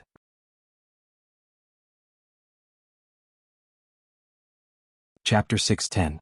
Zhuo Wei was a little scared, but Qin Guang's words gave him a little more courage. That's right, don't I have a camera on me? It's not an ordinary camera, it's a real-time recording which will be uploaded to the cloud server through the 4G network. As long as Qin Guang makes a move, my camera will record it, and that will be the evidence. What am I afraid of? As long as I can get something big enough, even if he's arrogant now, he'll have to surrender sooner or later. Who wouldn't be afraid of getting a bad reputation? Even if he's a terrible artist, wouldn't he have to wear a hypocritical mask? Zhuo Wei's strong desire for money, and he thought he understood the mind of an artist, so his courage gradually returned to him. Just now, when he broke Gang Zi's hand, the whole process was too strange, and he wasn't brutal and fierce enough on the camera. After editing, the audience couldn't form the impression that Qin Guang was a very rude person. That footage wasn't fierce enough. 300% profit was enough to make people crazy. This time, if things went well, he would strengthen his surveillance on Qin Guang and casually shoot something. Zhuo Wei was confident that he could make this a big business with millions of dollars. Didn't he just say that 2 million was too low? Qin Guang, you intentionally hurt people. I'm going to sue you. I'll sue you and put you in jail. Zhuo Wei, who regained his courage, no longer retreated. Instead, he took a step forward, and at the same time, he waved his hand and ordered the people behind him, "Call the police." Call the police? Qin Guang was so angry that he laughed. He was the one who found trouble, and he was the one who called the police after being unlucky. This person's skin was really thick to a new level. But after thinking about it, Qin Guang immediately felt relieved. In a certain sense, someone like Zhuo Wei might have offended many people in the Vanity Fair, but he's still so carefree. Aside from the fact that he has too much dirt on various celebrities, his ability to use the law was also the reason why he's able to survive. For ordinary people, the law was what they relied on to protect their legal rights. However, for people like Zhuo Wei who had a professional team, they often used their familiarity with the law to exploit loopholes in the law. They could protect themselves and at the same time disgust others. For example, in today's incident, although Yu Hong's injuries were not light, they had their own recordings. They could say that it was an accident and they could compensate for it. But for Qin Guang, in Zhuo Wei's view, although the process of him breaking Gang Zi's hand seemed very strange, as long as it was done properly, it could be considered as intentional injury. Even if they couldn't really sue him for an artist, if he was brought to court, no matter what the final verdict was, it would be a big deal.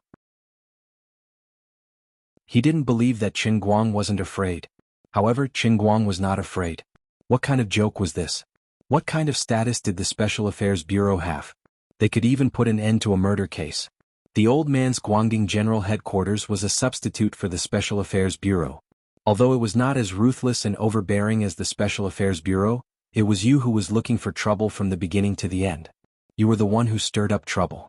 How could the higher-ups not understand what kind of person you were, Zhuo Wei? The old man was also the chief instructor of the Shunde Special Training Camp. He had a license. How could the old men not support me? I don't believe that you'll be able to sue me after I've injured you alone. Isn't it just money? Can't I compensate you? Come on. Let's hurt each other. So, Qin Guang did as he wished and reached out to choke him again. Zhuo Wei was overjoyed. You finally made a move.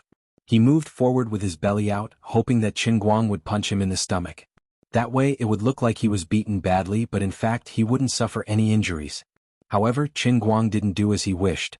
Instead, just like how Xian Qin had lifted Zhuo Xiaowei earlier, he used a little force with his right hand and easily lifted Zhuo Wei, who weighed 100 kilograms, up. It was fate that the father and son met today. They were lifted into the air one after the other. Sure enough, father and son were soldiers in battle. At first, Zhuo Wei was really happy. However, as time went on, the grip on his neck tightened, and he couldn't even breathe properly. Zhuo Wei's heart skipped a beat. Oh my God, is this guy trying to strangle me to death? Moreover, he also realized something. With his physique and weight, he was actually lifted up by Qin Guang with one hand. Just how much strength did this guy have? He regretted it. He had underestimated his enemy. From the photo, Qin Guang didn't look particularly sturdy, so he thought that he wouldn't be seriously injured. However, based on the current situation, if Qin Guang's fist landed on his face, it seemed like his neck would really snap. Breathing was getting more and more difficult, and his brain was starting to lack oxygen. Zhuo Wei kicked his legs with all his might, trying to pry Qin Guang's fingers off with his bare hands. However, it was useless. No matter how fat he was, in the face of Qin Guang's invincible Qilin arm, with his strong physique, he was like a chicken caught by an eagle. The reporters had witnessed everything from the start to the end.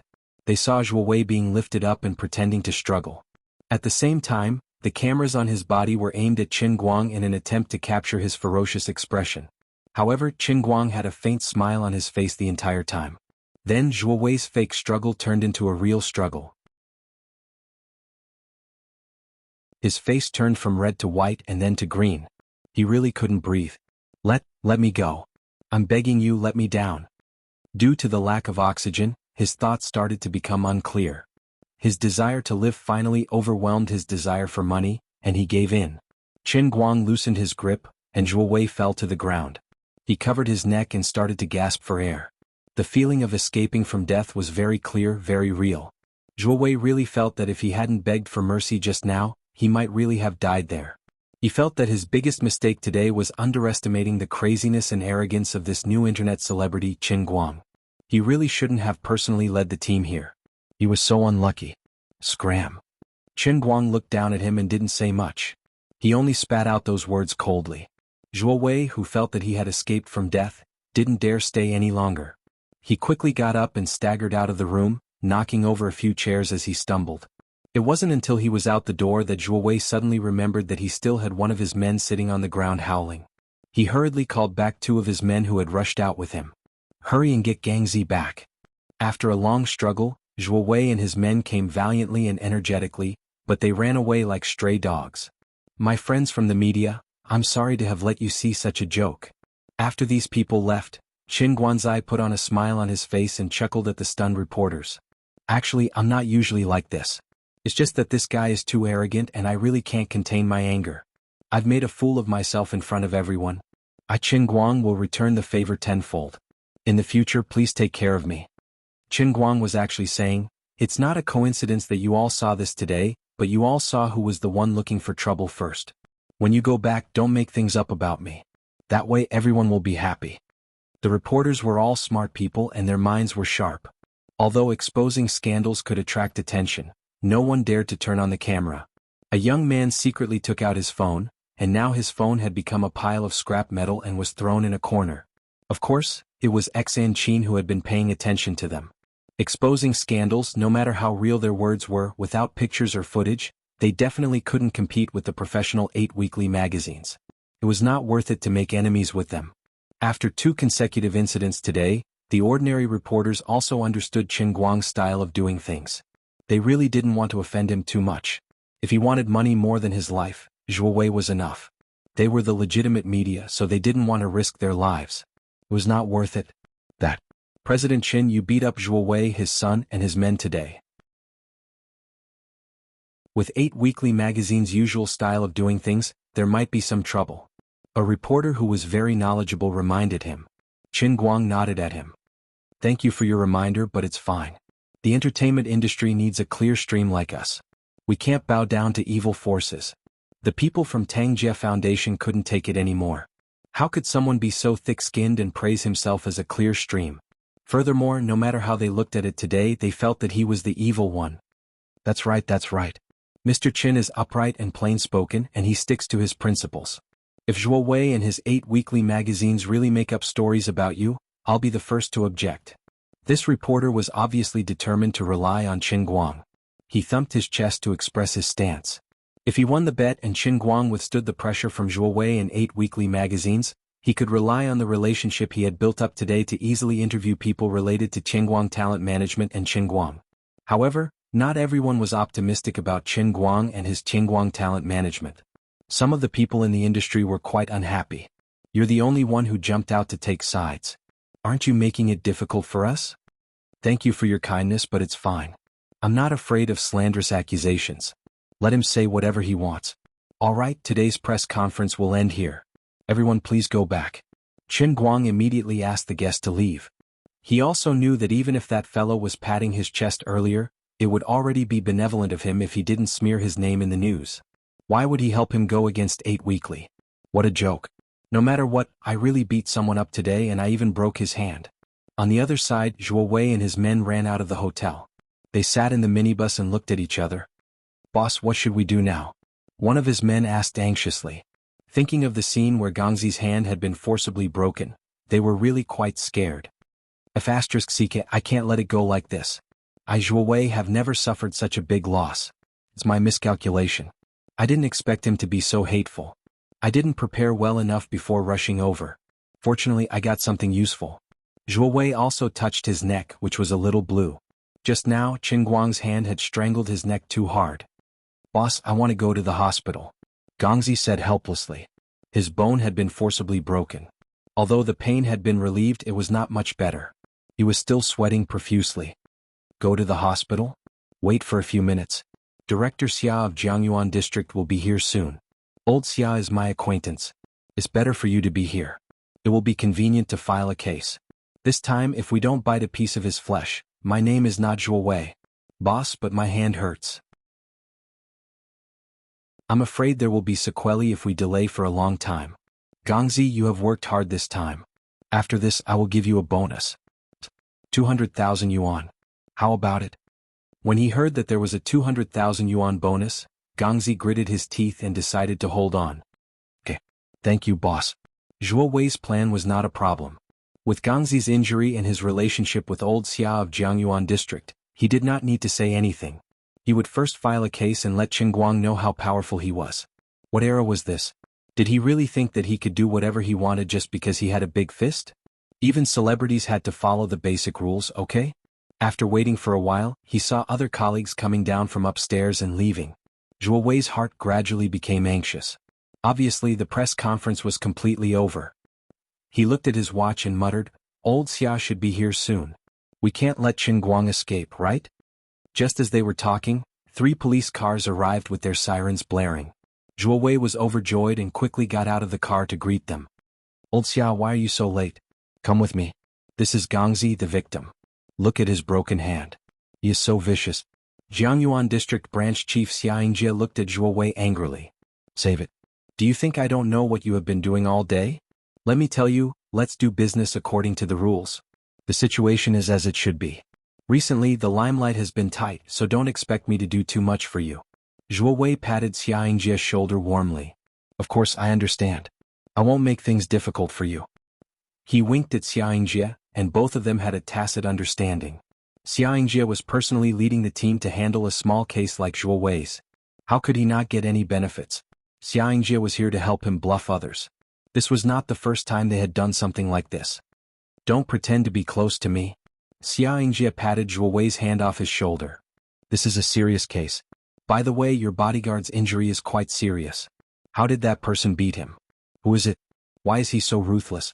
Zhuo Wei was leading the way in front. He turned back and said, You will see it soon. It is not a big shot. He is just a small celebrity. Celebrity? He is so good at fighting? While Xia Yingjie was talking, Qingguang and Tang Ying had already come down from the elevator. Behind them was Yu Hong, whose head was bandaged. The bleeding on Yu Hong's head had already stopped. Tang Ying's suturing skills were top-notch, and there seemed to be no more problems. Zhuo Wei pointed from afar and said proudly, There, look. That's him, Qingguang. Xia Yingjie was stunned for 2 seconds, then he turned around and left. In his heart, he was already cursing Zhuo Wei's 8 generations of ancestors. How unlucky am I to have such an unlucky pig-like teammate like you? You can't cheat people like this. If you had said it was Qingguang, I would not have come even if you beat me to death. That's right, Xia Yingjie, the chief of the Jiangyuan District Branch, had interacted with Qingguang long ago and had a deep impression of him. Qingguang had been brought to the Jiangyuan District Branch once for the incident between Su Lijing and Wang Ren. At that time, Qingguang was charged with 2 major crimes: illegal operation of a taxi booking online and illegal modification of a vehicle. It sounded like a bluff, but it was actually Su Lijing's doing. However, when Wu Shan and Secretary Ma came to pick him up together, Xia Yingjie was scared out of his wits. When he saw that the situation wasn't looking good, he quickly changed sides and barely escaped. It's been so long and it wasn't easy for me to earn back my performance. Now you're pulling me in front of him again and you want me to file a case for him? I'll give you a face.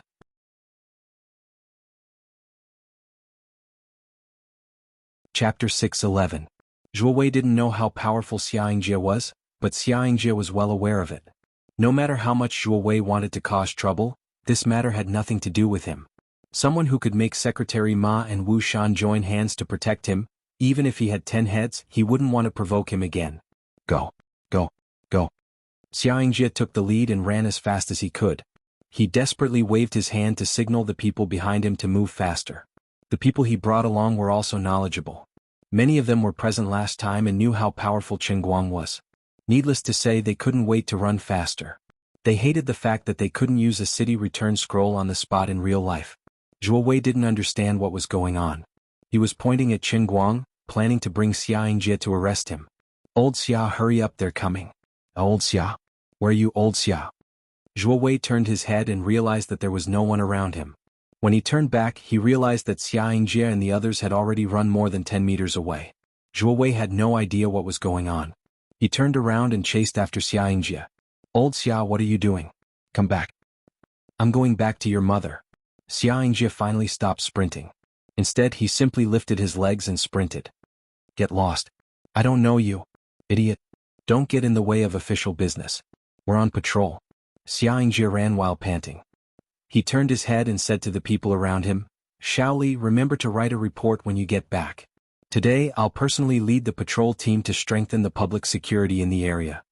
Shaoli, who specialized in writing in the police station, had a poor physique. He was panting heavily. All right, Chief Xia. Let's run and patrol on such a hot day. It'll definitely be a good story if it's published. That's for sure. Xia Yingjie ran even faster. He thought to himself, the last time I ran this fast was when I was the leader of the key case investigation unit more than 10 years ago, right? Sure enough, people were forced to be like this. If he hadn't made this trip today, he wouldn't have known that his heart was still young. How could the big-bellied Zhuo Wei catch up to Xia Yingjie's group? He could only watch helplessly as the reinforcements he had painstakingly gathered disappeared without a trace. His mind was in a complete mess. Zhuo Wei stood in the hotel parking lot, panting, holding his minibus. He tried to call Xia Yingjie, but the voice on the other side was also out of breath. Let me tell you, surnamed Zhua, I can't take care of this mess of yours. Don't King come looking for me again. What happened, Shirlai? Wasn't Qin Guang just a small-time celebrity? I know he won a case before, but that's because Su Lijing wasn't clean, right? Our case is different. Even if Qin Guang has some background, doesn't he still have to follow the law? Don't talk to me about the law. Alright, that's all I have to say. If you want to listen, then listen. If you don't, then forget it. We've been in the Jianghu for a long time. Farewell. After that, Xia Yingjie hung up. Zhuo Wei called again, and sure enough, he had been blacklisted. Boss, what should we do now? Boss, my hand hurts. It's almost useless. I want to go to the hospital. Gangzi was still howling. Zhuo Wei threw his phone fiercely. *CK. I don't believe it. Should we still call the police? No, send Gangzi to the hospital first. I have to think about this at length. The more daring a person is, the more productive he will be. I don't believe that Qin Guang has connections with the heavens. We'll talk about it later. Forget it, let's go back tonight and see how the situation goes. If there's really someone with connections with the heavens, we'll stop. If there's no movement, we'll go all out. Zhuo Wei was also determined. Jin Shiyue should know that we've caused such a ruckus. If there's any movement, it can only be the heavenly Jin Shiyue. If there's no movement, it means that the family isn't satisfied with Qin Guang as Jin Shiyue's boyfriend. What we're doing might even go along with their wishes. I, Zhuo Wei, have lived my entire life in fear. I'm betting on this. If I win, I'll be successful and famous. If I lose, I'll suffer a crushing defeat. I'm China's #1 paparazzi, Pui, China's #1 entertainment reporter. No one in the entertainment industry dares to treat me like this. I can't take this lying down. Standing in front of the elevator on the 15th floor of the newly constructed Lida Tower in the heart of Wujing CBD, Tang Ying was still a little worried as she asked Qin Guang, "Are you sure we don't need to worry about Zhuo Wei? I just asked a good friend of mine about him. They all said that he's very difficult to deal with. If he sets his sights on you, he won't let it go easily." Qin Guang curled his lips nonchalantly. It's fine. Good words mean fame, bad words mean fame too. If he wants to stir up trouble, I'll just treat it as him helping me create hype. But it's not a good thing he's creating hype, right? What if he really sends people to tail you every day? It'll be quite a headache, won't it? You're not someone to be trifled with. Wu Tong told me before that she caught you and your female classmate at a hotel getting a room together. Tang Ying was very knowledgeable. Qin Guang hurriedly cleared himself. There's nothing going on between me and Sun Xiaoxuan. It was a special situation that day. There's nothing strange going on. I'm not going to take the blame for this. Forget it.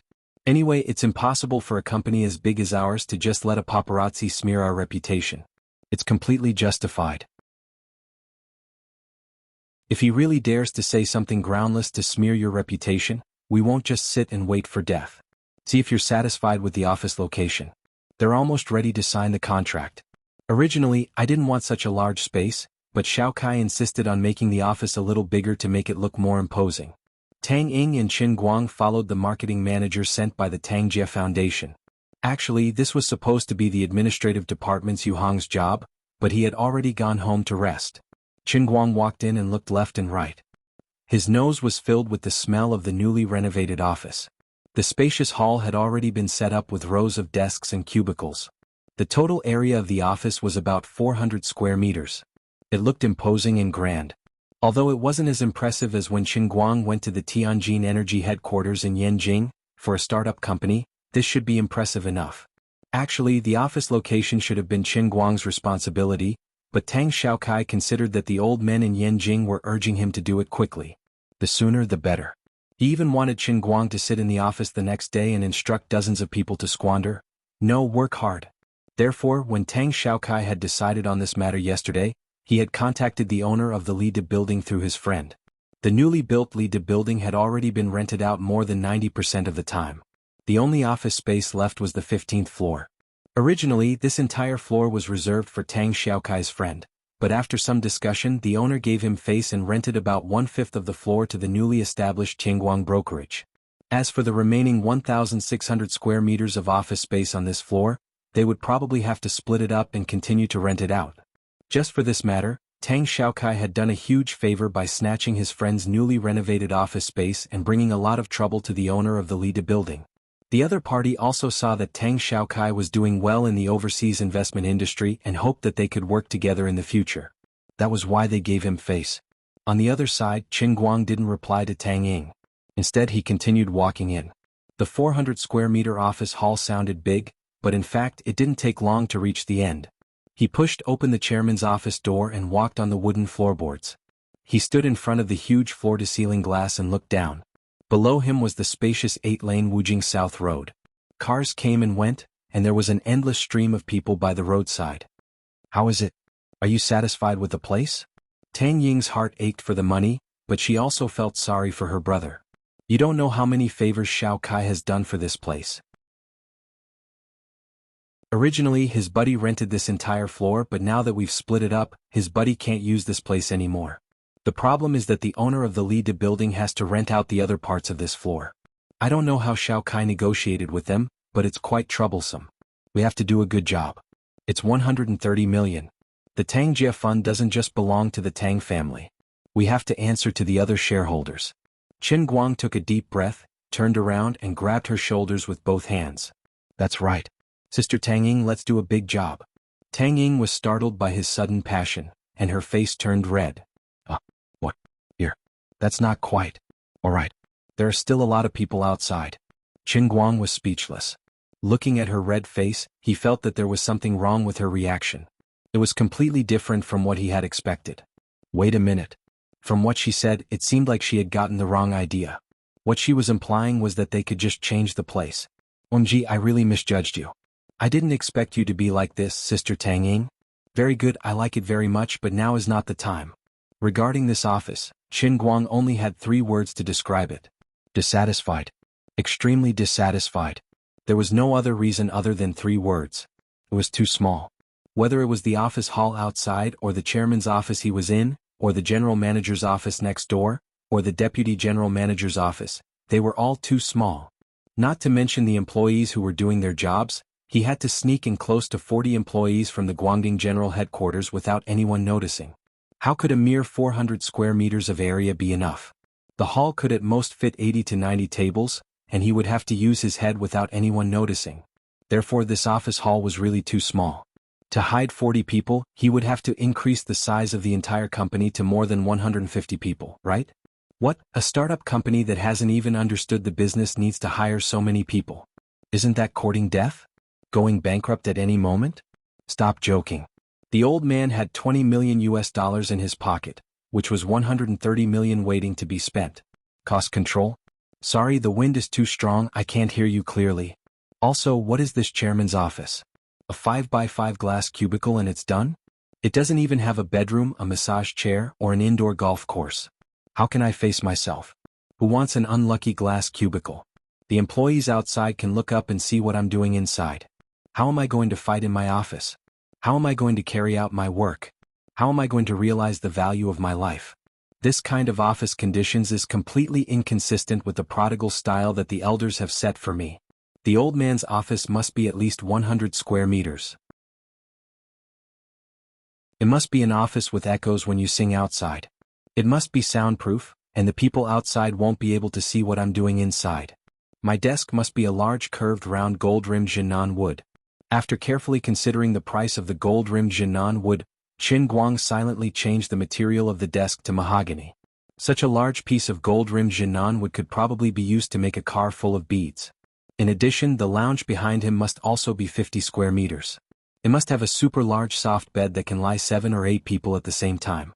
If necessary, it must have an electric massage function. As for the water bed, forget it, that's too wretched. Then he would hire 17 or 18 young and beautiful secretaries. From then on, the secretaries would do all the work. Qin Guang's mind had completely gone astray. He couldn't help but show a very lascivious smile on his face, which scared Tang Ying, who was being held by his hands on her shoulders. Hey, what are you thinking in your head, you silly guy? Tang Ying blushed. She raised her hand and ruthlessly flicked his head. Qin Guang came back to his senses from the pain. He hurriedly let go of his hand and held his head. I was just blinded by the passion of entrepreneurship. That's not what I meant. Tang Ying glared at him. The blush on her face showed no signs of subsiding. Don't pretend in front of me. Do you think I don't know you?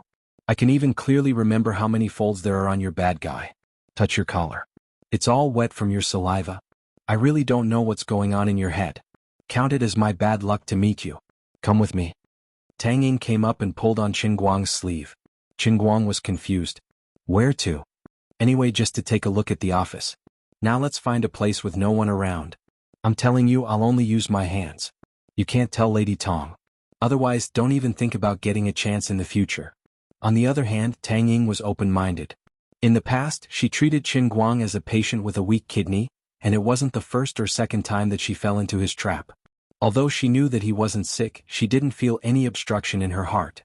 Thinking back to when she was in school, she and Wu Tong would sneak around at home and watch movies by themselves. Their faces would turn red and their hearts would race. She was actually a little excited. Tang Ying thought to herself, don't laugh at me. I've been single for more than 20 years. Isn't it tough for a beautiful lady like me? The most annoying thing was that based on the current situation, she probably wouldn't be able to get married for the next 8 to 10 years. Her days were long. So what if she had a handsome younger brother to take advantage of him? Sister, we can't leave yet. Qin Guang's heart ached. He didn't expect Tang Ying to be so bold. But now that there was an important matter at the office, he couldn't delay it. If he didn't change his mind, he would have to sign the contract. What? Are you sick of it? Tang Ying stared at him. Qin Guang quickly shook his head and said loudly, no. Absolutely not. It's just that this office won't do. Let's go find Li Da's boss. I want to rent the entire floor. What? Are you crazy? Tang Ying was shocked. Do you know how much it costs a year to rent an entire floor? I just did the math. It's 4 million. What's wrong? Don't we have 130 million? Qin Guang didn't expect Tang Ying to have such a big objection. It seemed that she was quite thrifty. But we don't need such a large area. Our company only signed you. We don't have any other artists. We don't even know the direction of our business. Why do we need such a large area? Even if we have money, we can't fool around like this, right? Tang Ying didn't even accept an office of 400 square meters. It was Tang Xiaokai who insisted on it. Now, she couldn't stand Qin Guang's attitude of renting the entire floor. Their argument in the office attracted the employees of the Tang Jie Foundation. Qin Guang first looked at the managers of Tianguang Brokerage who had made reservations with blank faces.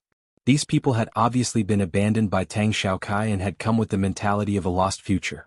Qin Guang looked at Tang Ying, who was very anxious and opposed to his squandering. He took a deep breath and his eyes lit up. It was time to show the old man's trick. He didn't need to practice it. He knew it when he was born. All these years, the immoral and incompetent old man had relied on this trick to get to where he was.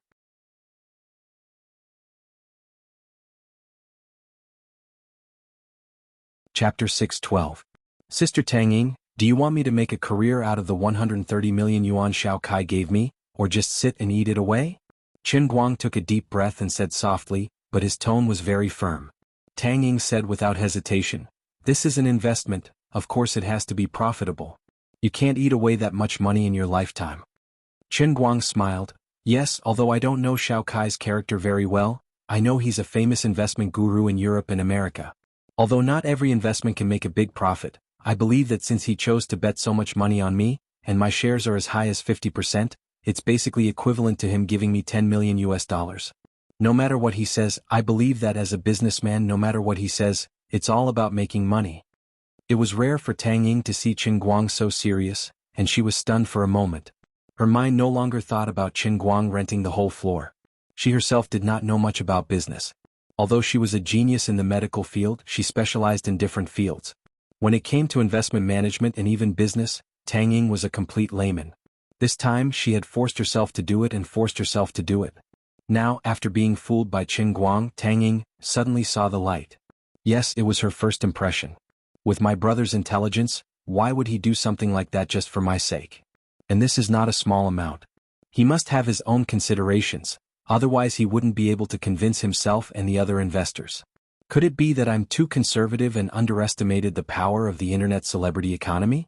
Is Qin Guang really worth that much money? With his current fame, could he really make a name for himself on the platform of Qingguang Brokerage, which Xiao Kai had built for him with 130 million yuan? Once Tang Ying began to doubt herself, Qin Guang's next trick would be easy. Striking while the iron was hot, Qin Guang immediately added, Yes, Sister Tang Ying, it's just as you imagined. The me today is no longer the me of the past. The person standing in front of you right now is the super internet celebrity who is almost at the top of the domestic internet celebrity circle, Brother Almighty. I have more than 13 million fans on Weibo, and any random post on Weibo would get more than 100,000 shares and comments. I've reached 3 million subscribers on Bamboo Live, and the number of online viewers will quickly exceed 1 million at any time. I know it's pretty impressive, but I don't think it's worth much. Don't some celebrities have tens of millions of fans? Tang Ying was still confused. Qin Guang counted with his fingers. Let me put it this way, I don't seem to have as many fans as other celebrities, but you have to know that I've never made a zombie fan before. All of my fans have slowly grown through my activities. They're real people, and it's the same for the subscribers in my live broadcast room. Take our Dachuan Province's Dachuan satellite TV station as an example. They usually broadcast a trump card program with high ratings, and if they can achieve a rating of 2.0%, they'd be thanking the gods. What does a rating of 2.0% mean? At most, it's just a few million viewers. But my live broadcast room has more than 1 million viewers when it starts broadcasting. If I post something on Weibo, even if it's I ate 3 buns this morning, at least millions of people will see these 3 buns when they're scrolling through Weibo. In addition, the loyalty of my audience and fans is far higher than that of a TV station like Dachuan Satellite TV. The influence of my brother All-Rounder's identity as an internet celebrity is actually not that far off from a provincial TV station. Now, do you still think that the internet celebrity economy is really a bubble? Tang Ying felt that there was something wrong with what he said, but she couldn't put her finger on it. But, no buts. Currently, the entire world of live broadcasting and internet celebrities may be a little impetuous, or maybe there's a lot of hype involved, but I'm different. First of all of my data is real. Second, my fans aren't created by hype, but by my own ability. I've attracted them one by one. Other people may be bubbles that burst with a poke, but I'm an internet celebrity, I really can't burst it. In other words, you're really worth 130 million? If you really want to compare yourself to a TV station. Tang Ying was completely shaken. Qin Guang nodded heavily. Of course. Let me tell you one more thing. You know about the competition I organized 2 days ago, right? I know. Do you know how many viewers there are in the finals? How many? The peak is 25 million and the average is 23 million. That's equivalent to 1/30th of the Olympic Games, 1/20th of the World Cup, 7/8 of the European Championship, and 3/4 of the Champions League.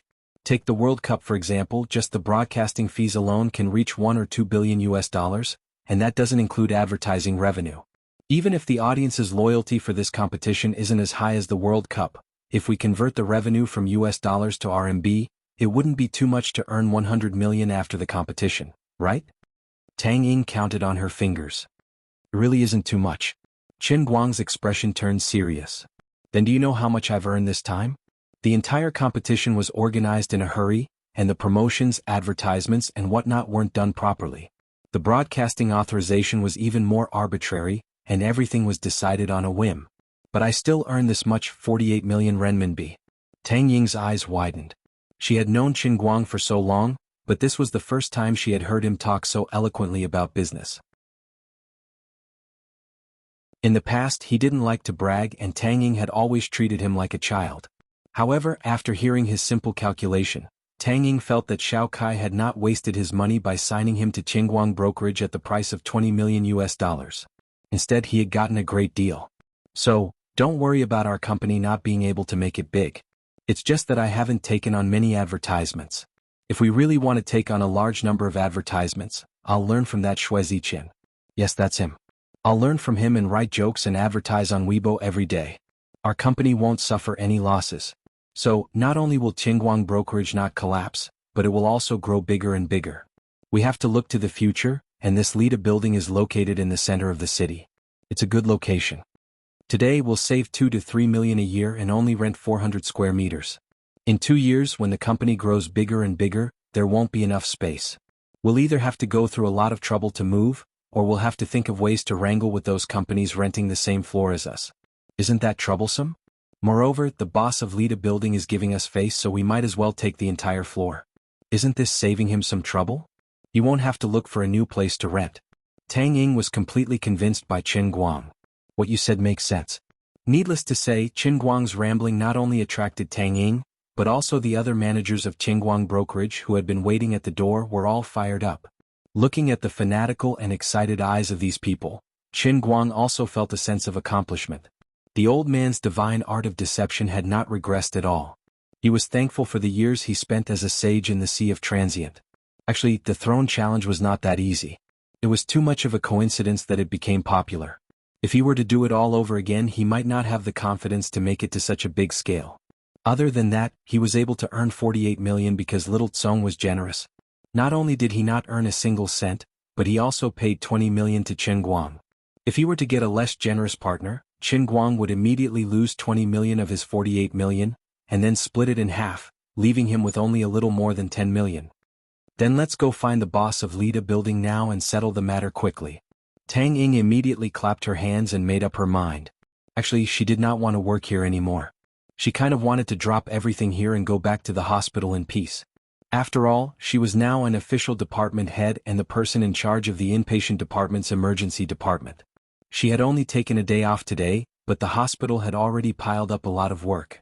She felt that Qin Guang was simply a genius. He did not need her to manage him at all. Her presence here was completely counterproductive. But in the end, she still could not bear to completely drop everything. Wu Tong's request became her reason to convince herself.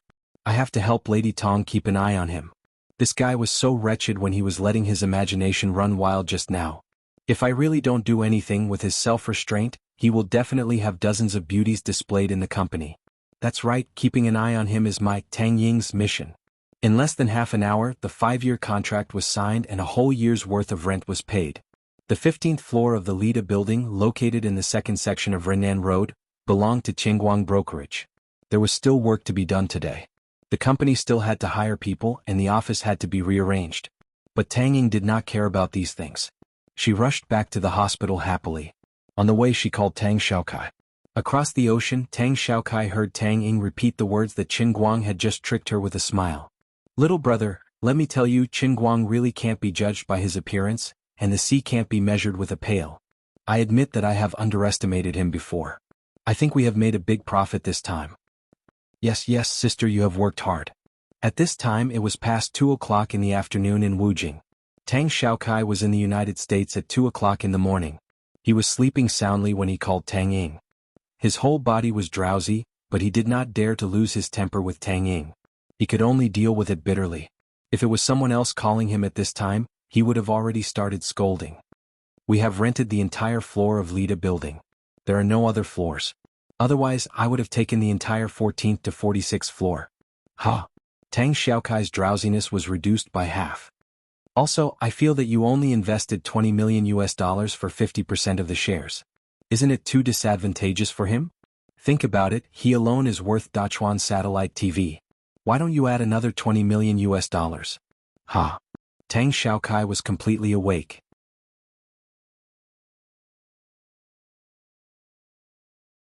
Chapter 613.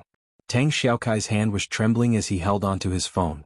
Sis, are you really going there to look at our assets and not to help Qingguang squander? You've been tricked by him. You've been tricked by him. Why didn't I realize in the past that the honest and kind bro Qingguang is actually so black-bellied deep down? Sis, that's not how things are done. He's quite famous now and his Weibo is quite popular too. But how can he be compared to a satellite TV station? The content production is on a completely different level, alright? Furthermore, other TV stations can use the SARFT network to broadcast their programs 24/7. How many advertisements can they broadcast every day? How many programs can they get? How many staff members do they have? How much equipment and fixed assets do they have? Although he says they have the same influence, the two are on a completely different level, alright? Most importantly, this is a task given to him by the higher-ups. To put it bluntly, his money is really for Qingguang to squander. Do you really think he can make a name for himself? Just based on the phone call he tricked you into today, I think Qingguang manager will be dead within half a year. Tang Xiaokai is not like Tang Ying. The two of them are polar opposites.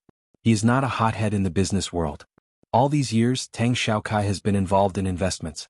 What industry has he not been involved in? What industry has he not been familiar with?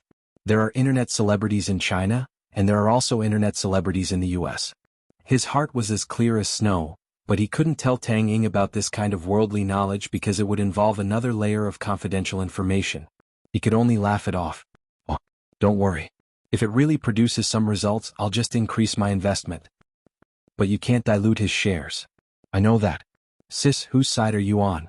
Are you really my sister? Am I a gift from mom and dad for topping up their phones? Are you the only biological son? Tang Xiaokai is furious. Tang Ying also knew that she had gone overboard by siding with an outsider, so she chuckled. I'm just kidding. Anyway, listen carefully. You better open your eyes and see how your sister, your vice president, is doing. I can set up a media conglomerate for you at any time. I'll crush that stupid angel investor of yours. Alright, you better hurry to the hospital. Be careful on the road. Tang Xiaokai yawned. After the siblings hang up, Tang Xiaokai got up and gulped down 2 glasses of water before he calmed down. He touched his chest, feeling a throbbing pain. On the other hand, Qingguang originally intended to recruit a large number of people today. But in the end, Yu Hong lost too much blood and fell asleep at home. On the other hand, the people from Beijing only arrived at night. Thus, Qingguang slapped his thigh and decided not to recruit anyone today. Decorate the entire floor, all the offices, everything that needs to be decorated. I don't want this chairman's office. Change it to this one. Do you see it? I want this big office with 3 entrances and 3 exits. Get me a renovation company. I want European style, no Chinese style. Get me a screen here and a portrait of a lady bathing here. All the furniture in the chairman's office. Get me mahogany. Make it as grand as possible. Partition my resting room. I want a big bathroom. Get me a bathtub too. Put a statue of Yu Lian beside the bathtub. That's right. His penis must be able to release water. I don't want plaster. I want marble. The bed must be big, soft, and made of real leather. Axan Chin, why are you looking at me like that? I have a reason for doing this. The most important thing in our company is my creativity. How does my creativity come about? It must be in the most comfortable environment. Only then can I be inspired. Only then can I come up with better ideas.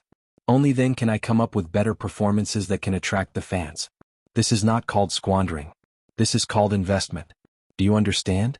Investing in one's artistic selves and improving one's creativity is the most valuable investment. In the past, Qingguang had always looked down on those nouveau riche. He felt that they were very old-fashioned and vulgar. Only today did he understand why he looked down on others. It was because he was jealous. He was jealous that others could spend money like that. That was why he believed in the theory of hard work and plain living. When he had the opportunity to spend other people's money so lavishly, he realized how scary a person's potential was. The old man was afraid of himself when he started squandering. He even thought that if he took a picture of himself now, he could seamlessly blend it into the movie Big Shot. There was only one principle when it came to spending money. Don't ask for the best, just ask for the most expensive. He was stingy when it came to things that made him unhappy. For example, even if Zhuo Wei risked his life, he wouldn't be able to get a single cent from him. But when it came to things that made him want to spend money, he would not be stingy. After all, it was not his own money. Just as Chen Guang was busy squandering in another office building in Wujing, there was also a large group of people revolving around him. Zhuo Wei, who was famous in Huaxia's gossip circle, was instructing his subordinates to write jokes, organize videos and organize screenshots. He just had to wait for a few more hours. Once the news from Yanjing came back, Zhuo Wei would risk his life and have a life-and-death struggle with Chen Guang, who had just established Tianguang Agency. In the Li De gang, Chen Guang was so busy that he had dinner with the 7 or 8 employees in the company. Only then did he drive back to Wenxing town leisurely. I feel like I've had a very fulfilling day, Chen Guang said to Xan Qin as he whistled. His left and right hand were playing a song on the car's stereo. Xan Qin crossed her arms. Her current identity was Chen Guang's personal assistant. She didn't help much today. After the press conference, she sat in a corner and played with her phone. There's a car following us. Suddenly Xan Qin said. Chen Guang glanced at the car from the corner of his eye. Indeed, he saw a Golf GTI following them sneakily in the rearview mirror. After waiting for another 7 or 8 minutes, the Golf was still following them. It was obvious that the paparazzi were not running away. Don't follow too closely. If he discovers us, we'll be in trouble. He and his bodyguards are very good. Brother, I have to follow him closely. I've seen his Weibo before. This guy is a god of racing, a god. If he gets excited and wants to step on the accelerator, we'll have to eat the dust. Bullsh*T. How can he run with a broken Passat? Yours is a 2.0 TGDI. His is a business sedan. You two are not on the same level. That's true. While the 2 people in the Golf GTI were chatting, Chen Guang had already stepped on the accelerator. About 17 or 18 seconds later, the 2 people in the GTI completely lost sight of Chen Guang. After turning a corner, there was another fork in front of them. They had no idea where Chen Guang had gone. His Passat is a little fast. It is a little fast. What if we lose him now? I don't know. Go back and ask the boss. In the phaeton, Chen Guang curled his lips in disdain. Are you kidding me? 2 small fries want to follow my car? Looking at his proud look, Xan Qin couldn't help but say, about 11 or 12 years ago, there was a star who was also followed by paparazzi. He wanted to race away, but he died in an accident. There was such a thing? Well, when you were messing around there today, I saw it on the internet. It seemed to be a very famous female singer. I also found something interesting. What? Can we finish talking in one breath? Can we not take so much time? The reporter who chased after the car was Zhuo Wei, who you met today. However, he hadn't started a weekly magazine back then. He was just a slightly famous freelance reporter or paparazzi. So you mean that nothing happened to Zhuo Wei after the female singer died? Instead, he became famous? Then his business got bigger and bigger. Now he even started a magazine? Chen Guang's eyes widened in disbelief. Xan Qin nodded. You're right. Chen Guang was silent for a long time before saying, after all, legally speaking, he doesn't seem to have any responsibility. So even if he's being scolded by thousands of people, it's useless. The more people scold him, the more famous he becomes. In the past, I also thought that martial artists like Poison Sect and Dark Sect were the most despicable. They were cold-blooded and heartless. But now it seems like ordinary people aren't much better. The difference between the two is that martial artists are more direct. They'll draw their swords at the slightest disagreement. Zhuo Wei, on the other hand, became even more vicious after he made a fortune from the dead, Xan Qin said. Chen Guang really did not expect Xan Qin, a little girl who usually looked like a little girl, to say something like that. Why don't I go and kill him? My hands are getting itchy, Xan Qin suddenly said. Chen Guang stepped on the brakes and stopped by the roadside. He turned to look at her. Are you serious? Xan Qin nodded. I'm serious. But I don't agree. Why? The reason why we want to replace the Special Affairs Bureau with our Guangdong General Bureau, and the reason why I want to deal with Poison Sect and Dark Sect with Wenwen, is because I'm sick of the situation where martial artists are above ordinary people. So, we can't become like that. Xan Qin tilted her head and looked at Chen Guang, her big eyes sparkling. Chen Guang patted her head. That's right, especially you, because you're my deputy director. Even if someone wants to kill Zhuo Wei, only I can do it. Do you understand? Xan Qin vaguely understood, but she did not really understand it. However, she was willing to listen to what Chen Guang had to say. After returning home, Chen Guang scrolled through Weibo in boredom. He first posted the official press release sent by Tianguang Agency staff and used his Weibo account to announce the establishment of his company. After that, he interacted with his fans in the comments section and chatted about random things. The fans in the comments section had their own opinions on the establishment of his company. There were two sides to their views. Some people were cheering and saying that Brother Allrounder had finally made it to the next level. From an unorthodox internet celebrity who fought alone, he now had a team of his own. In the future, he would definitely be able to produce better videos or achieve better results. However, there were also some fans or haters who pretended to be fans. They criticized Brother Allrounder on Weibo, saying that he was no longer pure and had become a cliché. He only thought about making money when he started a company. If it were in the past, Qin Guang would definitely have a good argument with these haters. However, now that he had experienced a lot, he was used to it. There were too many comments on Weibo and he really could not manage them all. As long as the old man was happy, it was fine. Of course, he only replied to the real fans' comments. If they were really bad, he would directly and permanently ban them. Suddenly, at around 9 o'clock at night, a bunch of new comments appeared. Qin Guang's pupils shrank. Zhuo Wei really could not hold it in.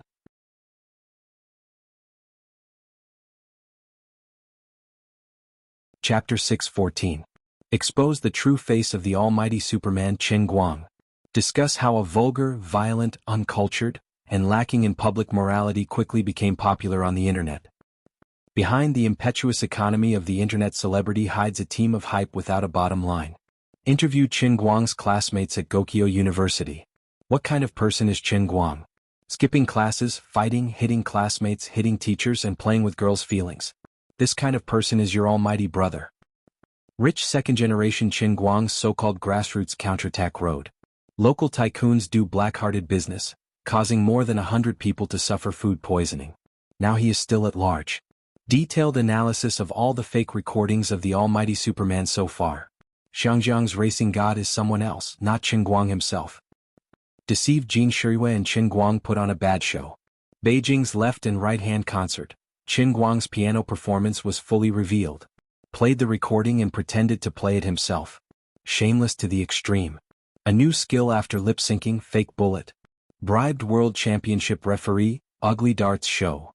Inside the throne challenge, professional players tell you how Qin Guang makes people become his actors. How low can a person go in order to be famous? This series of comments appeared almost at the same time, and all of them were posted by different IDs. In just a few seconds, they dominated Qin Guang's entire comment section, and there was no time to delete or ban them. Behind every comment, there was a link to Zhuo Wei's carefully crafted article. On the other side, XN Qin, who was fiddling with her laptop, was so angry that she slammed the table. Nonsense. These bastards. Qin Guang turned his head and found that she was browsing the portal website. In just a short while, the same news appeared on many portal websites. Although it was not in bold and red headlines, the negative reports that appeared swept the front page of the portal website like a tsunami. It was impossible not to see it. The scene suddenly became a little ridiculous. The headline in bold and red was the announcement of the establishment of Qin Guang Agency. Inside was the company's vision carefully crafted by the company's clerk. In the future, they would definitely contribute better content and IP to everyone. But under the headlines were a bunch of groundless scandals. Zhuo Wei, who had dominated the gossip and Vanity Fair for more than a decade, was always aggressive when he made his move. Apart from that, on the Weibo platform he refreshed it slightly and instantly saw a lot of VIPs and well-known media reposting and commenting on these scandals. Even if he did not follow these people, it did not matter. Zhuo Wei had obviously spent money to buy topics. As long as it was reposted, it would become a trending topic and appear in the Weibo of those he did not follow. This was a sudden, organized, premeditated, and all-out attack on him. Qin Guang leaned back in his chair. This grandson is really daring. I'm going to kill them now. He's slandering you without any foundation. This is too much. XN Qin slammed the table and stood up abruptly. Qin Guang did not stop her. He just sat in his chair and stared at her. It was enough to persuade her once. If she wanted to go, it was her own decision. He could not stop her. XN Qin had always thought of herself as a strong-willed person. After all, in the Thousand Despair sect, she had always been the grand senior sister who was second only to her master. However, after looking at him for a while, she felt a little diffident and did not dare to look into his eyes. She did not know what was wrong with her. Why should she be afraid of him? He can't beat me at all. But in the end she still sat down, feeling wronged. I won't go. Don't look at me like that. I'm scared. Qin Guang walked up to her. That's right. That's a good girl. Don't worry. What's fake can't be real. His scandals may seem impressive, but they can't stand up to scrutiny. I won't just sit back and do nothing. But at this point he can do whatever he wants. It doesn't matter. Just like I said, it doesn't matter if it's positive or negative. The more he slanders now, the more obvious the positive effect will be when we refute his scandals one by one. If you don't slap my butt, your image will be even more impressive. Oh my, that's strange. Little Xanqin, there seems to be a magnet on your butt. My hand is being sucked in. I can't control it at all. Although he did not seem to care, it only lasted for a short while. After many people read the news, the style of the comments under Qin Guang's Weibo changed. The diehard fans who had been following him were not so easily affected, but the average fans or those who were in between passers-by and fans were shaken. They began to post questions on Weibo, asking others if it was true. Once they started asking questions, it meant that they already believed it. There were also some haters who did not like Qin Guang to begin with. At this moment they went wild and shared all kinds of comments. The two sides were arguing fiercely under his Weibo. I didn't expect Brother All-Rounder to be such a person. Fan turned to Road. Road turned to Anti-Fan. Anti-Fan. I can't turn anymore. Anyway, I told you guys long ago that this person is unreliable. He relies on hype and women. I really don't know what you guys are thinking. How can a fan of him be as good as he makes himself out to be? Upstairs, calm down. Listen to me. Don't get agitated. Shout with me. Trash All-Rounder, give me back my goddess. Give me back my youth. Today was really a wild day. The newly established Qingguang agency had no way to fight back. It was not that they did not have the money to do these things, but they did not have the manpower. The most reliable person, Yu Hong, was still recuperating at home. However, it was estimated that he would get a call soon. But Qingguang couldn't possibly let Yu Hong take care of this matter after losing so much blood today. After all, Zhuo Wei's little trick wasn't enough to make Qingguang's sky collapse, so there was no need for Yu Hong to risk his life. After a while the phone calls came in one after another. First was Tang Ying. Qingguang spent about 30 seconds to calm her down. His exact words were as follows: every single point that they defame me, I'm not afraid of the shadow. Don't panic. Wait for them to make a fuss, then we'll slowly deal with them one by one. Then Jin Shirui and Jiang Yage called together. They asked him if he wanted them to use their influence to help him clarify the matter. Qingguang also told them not to act rashly. At this time, if the two of them clarified the matter first, it would only make them look like they were hiding something. Wu Tong did not dare to ask too much. Presumably, Qingguang's words had already been conveyed to her through Tang Ying.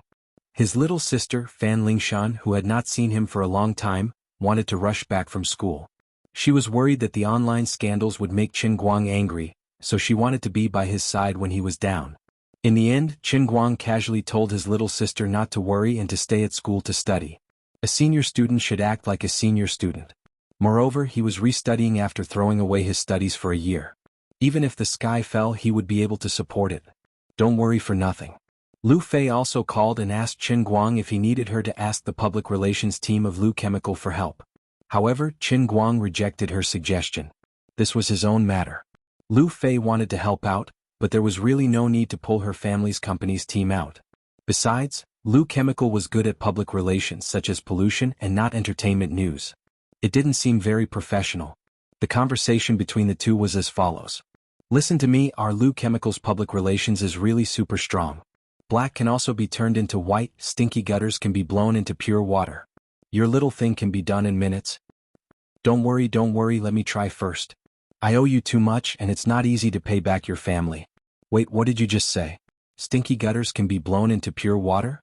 This kind of words in front of me, who is studying environmental protection and is determined to live a good life. Are you really a man? Bah? You can be smug. Goodbye. If you really can't handle it, remember to call me. Lu Fei slammed down the phone. When Qingguang finally finished the phone call and settled down, it was about 10 o'clock. The quarrel under his Weibo had not stopped. The basket of scandals thrown out by Zhuo Wei and his 8 weekly was still fermenting and continuing to erupt.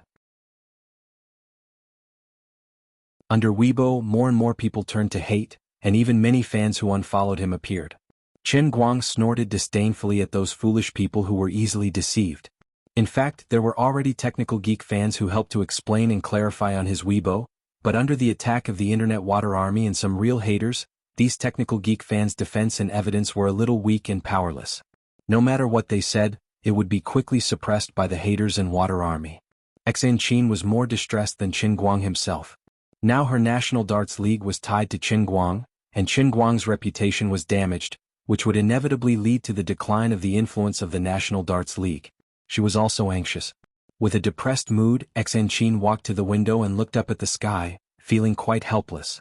Suddenly, her eyes flashed, and then she sat back in the chair quietly, turned to Qin Guang and said, "Someone in the opposite building is taking pictures of us. It should be with a high-powered telescope." *CK Zhuo is a professional. He found our place so quickly. Qin Guang finally had a new understanding of Zhuo Wei's efficiency. Sure enough, hearing about him was not as good as meeting him in person. The title of China's #1 paparazzi was not for nothing. He's a little bold. He even took pictures of my house. Qin Guang narrowed his eyes again. Recently, he had read a lot of novels, and it was said that powerful people would squint their eyes when they were angry. He heard that there was a mysterious domineering aura. He tried it a few times today and the effect was good. "What do we do now?" Xan Qin asked. Qin Guang squeezed a smile on his face and stretched. "We've been busy all day. Let's go out for some barbecue?" Xan Qin understood and said, "I kind of want to eat meat." They changed their shoes, opened the door and went downstairs. "Brother Huang, I'm not bragging, but in this generation of Wenxingjin, ever since Scarface and Glasses Wu fell, I, Brother Blackface, have the final say. Who is the person you guys are watching? Why are you acting so mysterious?" In the room, a burly, dark-faced man wearing a black singlet was sitting on the sofa with his legs crossed. He was happily gnawing on a chicken drumstick in his hand. This person, whom he addressed as Brother Huang, was Zhuo Wei's right-hand man. Within 8 Weekly he was known as Mad Dog Huang. Mad Dog Huang had a few strengths. He could fight, squat, slap, and run when he was discovered. If he could not run, he would turn back and fight. Ordinary bodyguards were no match for him. In recent years, Zhuo Wei rarely went out personally, and Mad Dog Huang was one of the most troublesome paparazzi in the industry. Other than Mad Dog Huang and Brother Blackface, there were another 11 or 12 people in the room. 2 of them were employees of 8 Weekly, and the remaining 9 were Wenxingjin's local tyrants. Recently, Wenxing Town's Deputy Commissioner Wu Tong, who was especially tough, had been transferred away. The hooligans in the town had gradually emerged in the limelight again. Blackface Bro was one of the best, and he had the momentum to surpass Scarface Bro. This time, Mad Dog Huang came to secretly take pictures. He knew that Qin Guang was powerful, and to be on the safe side, he specially invited Brother Blackface over. He said he wanted to chat and reminisce, but in fact he was afraid that if something went wrong, he would be more confident with more people on his side, although it might not be of much use.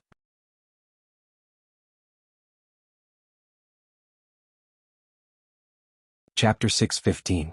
Blackface, these little brothers of yours seem to be quite good at fighting. Mad Dog Huang stepped back from the binoculars. Qin Guang and Xan Qin had already left the house. He knew lip reading, and from Qin Guang's lips, he knew that he was going for a barbecue. Since Qin Guang would not be back for a while, Mad Dog Huang did not continue to watch. Brother Blackface flicked the bone in his hand, and it flew straight into the trash bin 2 meters away. He was a good citizen who cared about hygiene. "Brother Huang, it's not that I'm bragging, but everyone in our group is good at fighting. With our status in town, who would dare to disrespect us? Status in the Jianghu is fought for with one's fists, not with one's mouth." "That's good. As long as you can fight. When I'm done with these few days, I'll give Brother Blackface a 30,000 yuan red packet for you guys to buy cigarettes." Brother Blackface grinned. "Brother Huang, you're a good friend." "It's my pleasure." The 8 Weekly employee who was in charge of the internet came over. "Boss, the internet here doesn't seem to be very good. The video just now won't be uploaded anytime soon." Mad Dog Huang waved his hand nonchalantly. "It's fine. Let's film first. You can drive it back to the company when it's done." He sat down and fiddled with the equipment. Looking at the footage, Mad Dog Huang slapped his thigh and said, "Damn, this Qin guy is so lucky. He's surrounded by beautiful women. Let's not talk about his celebrity girlfriend. Even the vice president of Tianguang Company that our boss took a picture of today is also very beautiful. That little girl is also so pink and tender. Why does she follow him all the time? It's really infuriating to compare with others." He saw Qin Guang intentionally or unintentionally slapping Xan Qin's butt, and he was extremely jealous. Rich people know how to have fun. But even rich people are afraid of you. Alright, Brother Huang, what was the name of the person who filmed today? Chin. Brother Blackface grabbed another piece of fried chicken and chewed on it. Mad Dog Huang did not answer him directly. It's nothing, just a small celebrity. I'm doing some business with him. Let's not talk about him, it makes me angry. Come, let's drink. Brother Blackface saw that Mad Dog Huang did not want to talk about it, so he did not press him further. After all, he had brought his brothers here to do some small business and earn some easy money. About 10 minutes later, there was a knock on the door of the room they rented. Brother Blackface frowned and looked at the time on his phone. That's weird, it's already 10:30 p.m. Who is it? Mad Dog Huang, on the other hand, was much more nervous than Brother Blackface. He stood up abruptly, a bad feeling rising in his heart, but he also felt that it was impossible. The distance between the two buildings was 300 meters. The binoculars on his side were also hidden under the curtains, revealing only a small black cannon barrel. There was no video on the internet, and the two of them only glanced at the window when they came back. It was impossible for them to be discovered so quickly. Little did he know that as a disciple of the Thousand Extremities sect, Xan Qin's specialty was hidden weapons and darts. Her eyesight was what she practiced. To others, this distance might seem like a fairy tale, but to Xan Qin, it was nothing out of the ordinary. Brother Blackface did not know that danger was approaching. Seeing that Mad Dog Huang did not move, he signaled one of his men to go and see who it was. Who is it? The underling was half naked and didn't rush to open the door. Instead, he stood at the door and asked, "Open the door, it's a delivery man." Qin Guang answered in a muffled voice outside the door. Are you crazy? Delivering your mother's delivery in the middle of the night. The man was a hot-tempered man. He did not think too much about it, thinking that it was someone causing trouble. He raised his hand and opened the door, ready to beat the person up. Before he could finish, Qin Guang grabbed him by the neck and threw him into the room. He flew 3 to 4 meters and landed on the edge of the sofa, causing Brother Blackface to stumble. Brother Blackface did not know what was going on. He slammed the coffee table and stood up. Who's looking for death? In the next second, his expression changed. He recognized Qin Guang. Although Qin Guang rarely interacted with the gangsters in Wenxing Town, Qin Guang was a legend in Wenxing Town. Not to mention his relationship with the violent policewoman, the terrifying beauty who was always with him was the one that the gangsters in Wenxing Town feared the most. Whoever dared to provoke her would be beaten up. Wenwen's domineering reputation had long spread throughout the town through the sweeping in front of the internet cafe. In this town, it was acceptable to offend anyone, even the police. However, no matter who it was, they could not afford to offend that beautiful girl. Otherwise, no one would be able to save them. Along with that, Qin Guang was also included in the list of people who could not be provoked. Recently, Qin Guang was quite famous in Wenxing Town. How could Brother Blackface not know him? Oh my God. Brother Huang, you told me earlier that you were going to keep an eye on him. Am I not a ghost? Brother Blackface took a few steps back. His heart felt as if it had been stabbed by a knife. Mad Dog Huang was angry. You look like a bear and you still have a place in the underworld? My underworld, my ass. King admitted it the moment we met. At least let me think about how to fool you in my mind.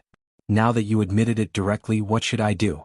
Xan Qin did not rush to follow, but blocked the door as if she wanted to play the role of blocking the door. Qin Guang walked inside. Yo, friends from Octave magazine are quite dedicated. You don't sleep in the middle of the night, but come here to take pictures of me. Are you happy? Mad Dog Huang's eyes turned around. He took out his weapon from his back and touched the dagger behind him. He was also angry. He heard that Qin Guang broke Gang Zi's forearm with his bare hands. If Qin Guang wanted to kill him, he might die here if he didn't think of a way to save his life. I'm called Mad Dog Huang in the underworld. Don't force me. Mr. Qin, this is a misunderstanding. I'm not from Octave magazine. I'm just an astronomy enthusiast. Mad Dog Huang lied with his eyes wide open while desperately gesturing to the staff of Octave magazine behind him. The people behind him understood and planned to delete the video. Misunderstanding? Come on, take out the dagger behind you and show me. I want to see how deep your misunderstanding is. As Qin Guang said this, he leaned down slightly. His left hand seemed to grasp one of the legs of the tempered glass coffee table, and then he lifted the coffee table with one hand. This coffee table weighed at least 70 or 80 pounds. His action really made Brother Blackface and Mad Dog Huang's eyelids twitch. Brother Blackface wanted to cry. Didn't they say that the girl next to him was very good at fighting? How come he didn't seem to be much worse? I'll King kill you. From the beginning to the end, Qin Guang didn't show the slightest bit of kindness. Mad Dog Huang finally lost control. His mind went crazy and he pulled out his dagger. Brother Blackface, why the F***ck are you still standing there? He has already seen us. Do you think he wants to keep the peace? You're brave, but it's useless. Qin Guang raised his hand and swung the huge glass coffee table half a circle in the air, then smashed it down on Mad Dog Huang's head. From the moment Qin Guang entered the room to the dozen or so people in the room all lying on the ground, it took less than 2 minutes. Mad Dog Huang, who annoyed celebrities but was helpless, was lying on the ground. His head was bleeding and he was basically a dead dog. Fortunately, Qin Guang had a sense of propriety. Otherwise he would have died countless times with the coffee table. Looking at the scene of him patting Xan Chin's but in the living room, Qin Guang's face was as dark as the bottom of a pot. The other party didn't have time to delete it. He grabbed Mad Dog Huang and placed his head in front of the computer. Tell me, did you send it out? Mad Dog Yellow was so frightened by his cold look that its legs trembled. No. Really? You have to think carefully. If I see the video outside, it's useless for me to let you go today. You'll really die later. It's not hard to find a fugitive to take your life for 10 million. You're not young anymore. You should have a family. Although it's good to earn money, you need to be alive to spend it, right? As Qin Guang spoke, he took out all the electronic devices on them and crushed them in his hands. Mad Dog Huang shook his head like a rattled drum. I really didn't. I swear. Well, consider yourself lucky. After pounding him on the ground, Qin Guang called Wang Long at the Wenxing town branch. Now that Wu Tong had been transferred, Qin Guang only knew Wang Long at the Wenxing town branch. Coincidentally, it was Wang Long, the newly promoted captain, who was on night shift today. Within 10 minutes, Wang Long rushed over with a group of people, huffing and puffing. My goodness, are you helping people to tear down their house? Wang Long was shocked by the messy scene in the living room when he entered. He saw Brother Blackface and his men curled up in the corner with only their underwear left. Yo, Brother Blackface, why are you here too? What a coincidence. Brother Blackface looked like he was about to cry. Captain Wang, it's a bit of a coincidence. Brother Wang, this group of people gathered here to take pictures of me. When I came to reason with them, they even threatened me. They almost beat me to death. You have to redress my grievances. Qin Guang pulled Wang Long to redress his grievances. A group of people stared at him with wide eyes. Even Wang Long could not stand his shamelessness. F***ck, it was clearly these people on the ground who were beaten to the point of being unable to take care of themselves. You are so thick-skinned. Your ability to lie with your eyes open is something I can never learn even in 8 lifetimes. Mad Dog Huang and Brother Blackface wanted to cry but had no tears. Brother, where did you learn this ability to make false accusations? Does your master still accept disciples? I feel like I can use it for the rest of my life if I learn some bits and pieces. Yes, detention all of you. Brother Blackface has received a lot of complaints recently. It's time to deal with him. Kid, just blame it on your bad luck. Didn't Scarface and Glasses Wu fall into the hands of Qin Guang? You guys are not the first batch. I really hope you guys are the last.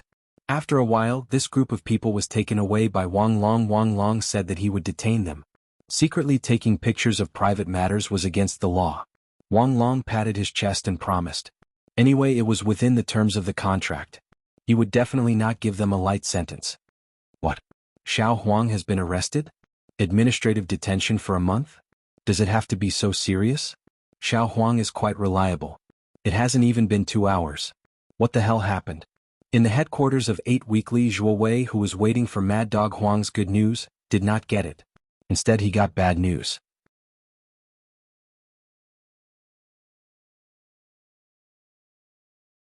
Chapter 616. Boss, I don't know either. I heard from Brother Huang and the lawyer that he was filming in his room when Qin Guang came knocking on his door out of nowhere. He was almost beaten to death. Damn it. What the hell? Zhuo Wei slammed the phone. He was furious.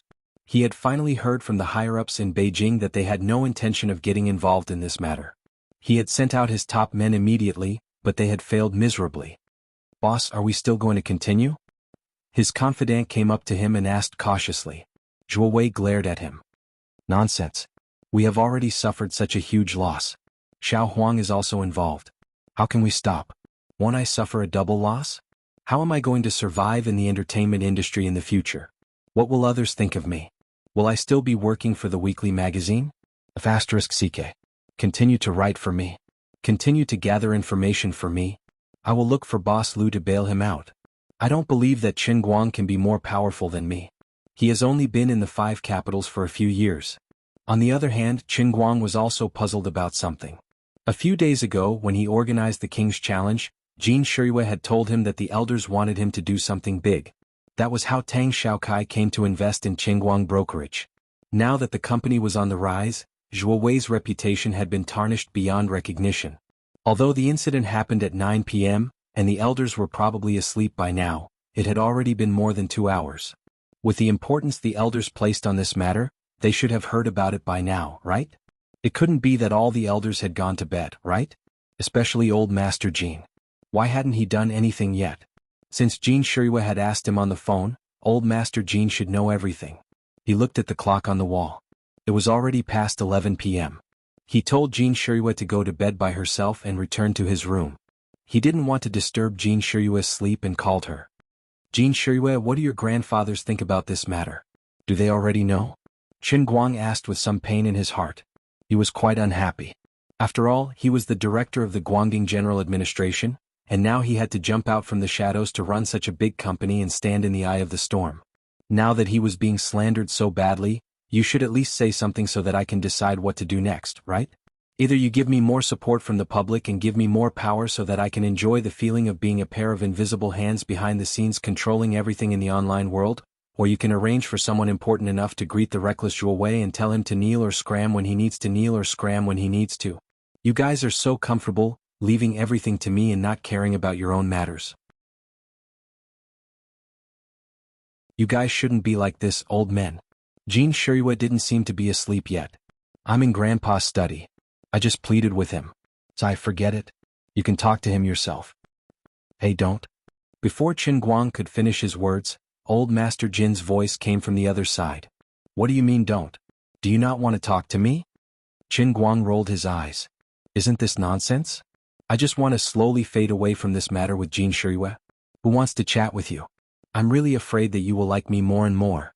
Old man is really glad that you know your limits. But I'm embarrassed to tell you that I've actually lived more than 100 years longer than you. It's also very difficult for me to hear you keep calling me brat. It's also because I'm young. If it were someone else, they would have scolded you for being impolite. How can I? I'm just afraid of disturbing your sleep. Therefore, it's natural to say things that don't mean what you mean. Although in his heart, Qin Guang was almost ridiculing old Master Jin as a little brat, he immediately spouted nonsense. No, no, no. I'm not disturbing you at all. I'm very happy now. You've done a good job, young man. A few of us were praising you on the conference call just now. You can praise me too? How random is your selection criteria? I've almost been slandered as an African, okay? But this is the effect we want. You're amazing. It's fine when you don't do anything, but when you do, it's a big commotion. You've just opened your company, and you've already caused such a big commotion. It's quite good. You call this good? Of course. If it's a white cat or a black cat, it's a good cat if it's eye-catching. In a few days, the military exercise will start. You've attracted everyone's attention now. The effect is very good. But what about my reputation? It's not a problem. It'll be fine after a while. Besides, we don't expect you to make money. You can do whatever you want. I'm just afraid of affecting Shiyue. It's not a problem. Those who achieve great things don't bother about trifles. We know what kind of person you are. Let the people outside make a fuss. If it really doesn't work, you can wait for the people on the internet to forget about it or wait for us to deal with it. We'll help you deal with those clowns and then it won't be difficult to clear your name. There's no hurry now. Alright, that's all. I'm a little sleepy. You should rest early too. Qin Guang hung up the phone bitterly. He understood in his heart that this group of old men was indeed unreliable. They clearly had no intention of interfering. To be honest, I've been so calm before. Isn't it because I'm counting on you guys to back me up? Now you're quitting faster than me. This is too much, okay? Do you really expect me to pay Tang Xiaokai's money until I don't even have my underwear left? The next morning, while Qin Guang was still lazing around in bed, Zhuo Wei came up with a new piece of news. This time it set off a storm on the internet. It was even more powerful than the countless articles last night, because this time, Zhuo Wei had found something. The most powerful scumbag in history, Qin Guang. On the surface, he's a lover with Jin Shiyue, but he's secretly keeping a mistress. He's entangled with the prettiest girl in the class, and he overthrew a corrupt official for the sake of his mistress. Are you still in love with the omnipotent superhuman Qin Guang? The introduction of this piece of scandalous information was already explosive enough. The content was even more reasonable and convincing. This time, Zhuo Wei used all his connections and conducted a thorough investigation. He perfectly mixed his conjectures and facts together and wrote a long article that was written in the style of a super close friend. Many people in Gokyo University's Jinhuan College and the whole school knew about what Qin Guang had done in school. Back then he sent Pan Jiang to the hospital because of Sun Xiaoxuan, which further caused Pan Jiang to drop out of school. Later he overthrew Wang Ren and Su Lijing because of Zhuo Jingxi.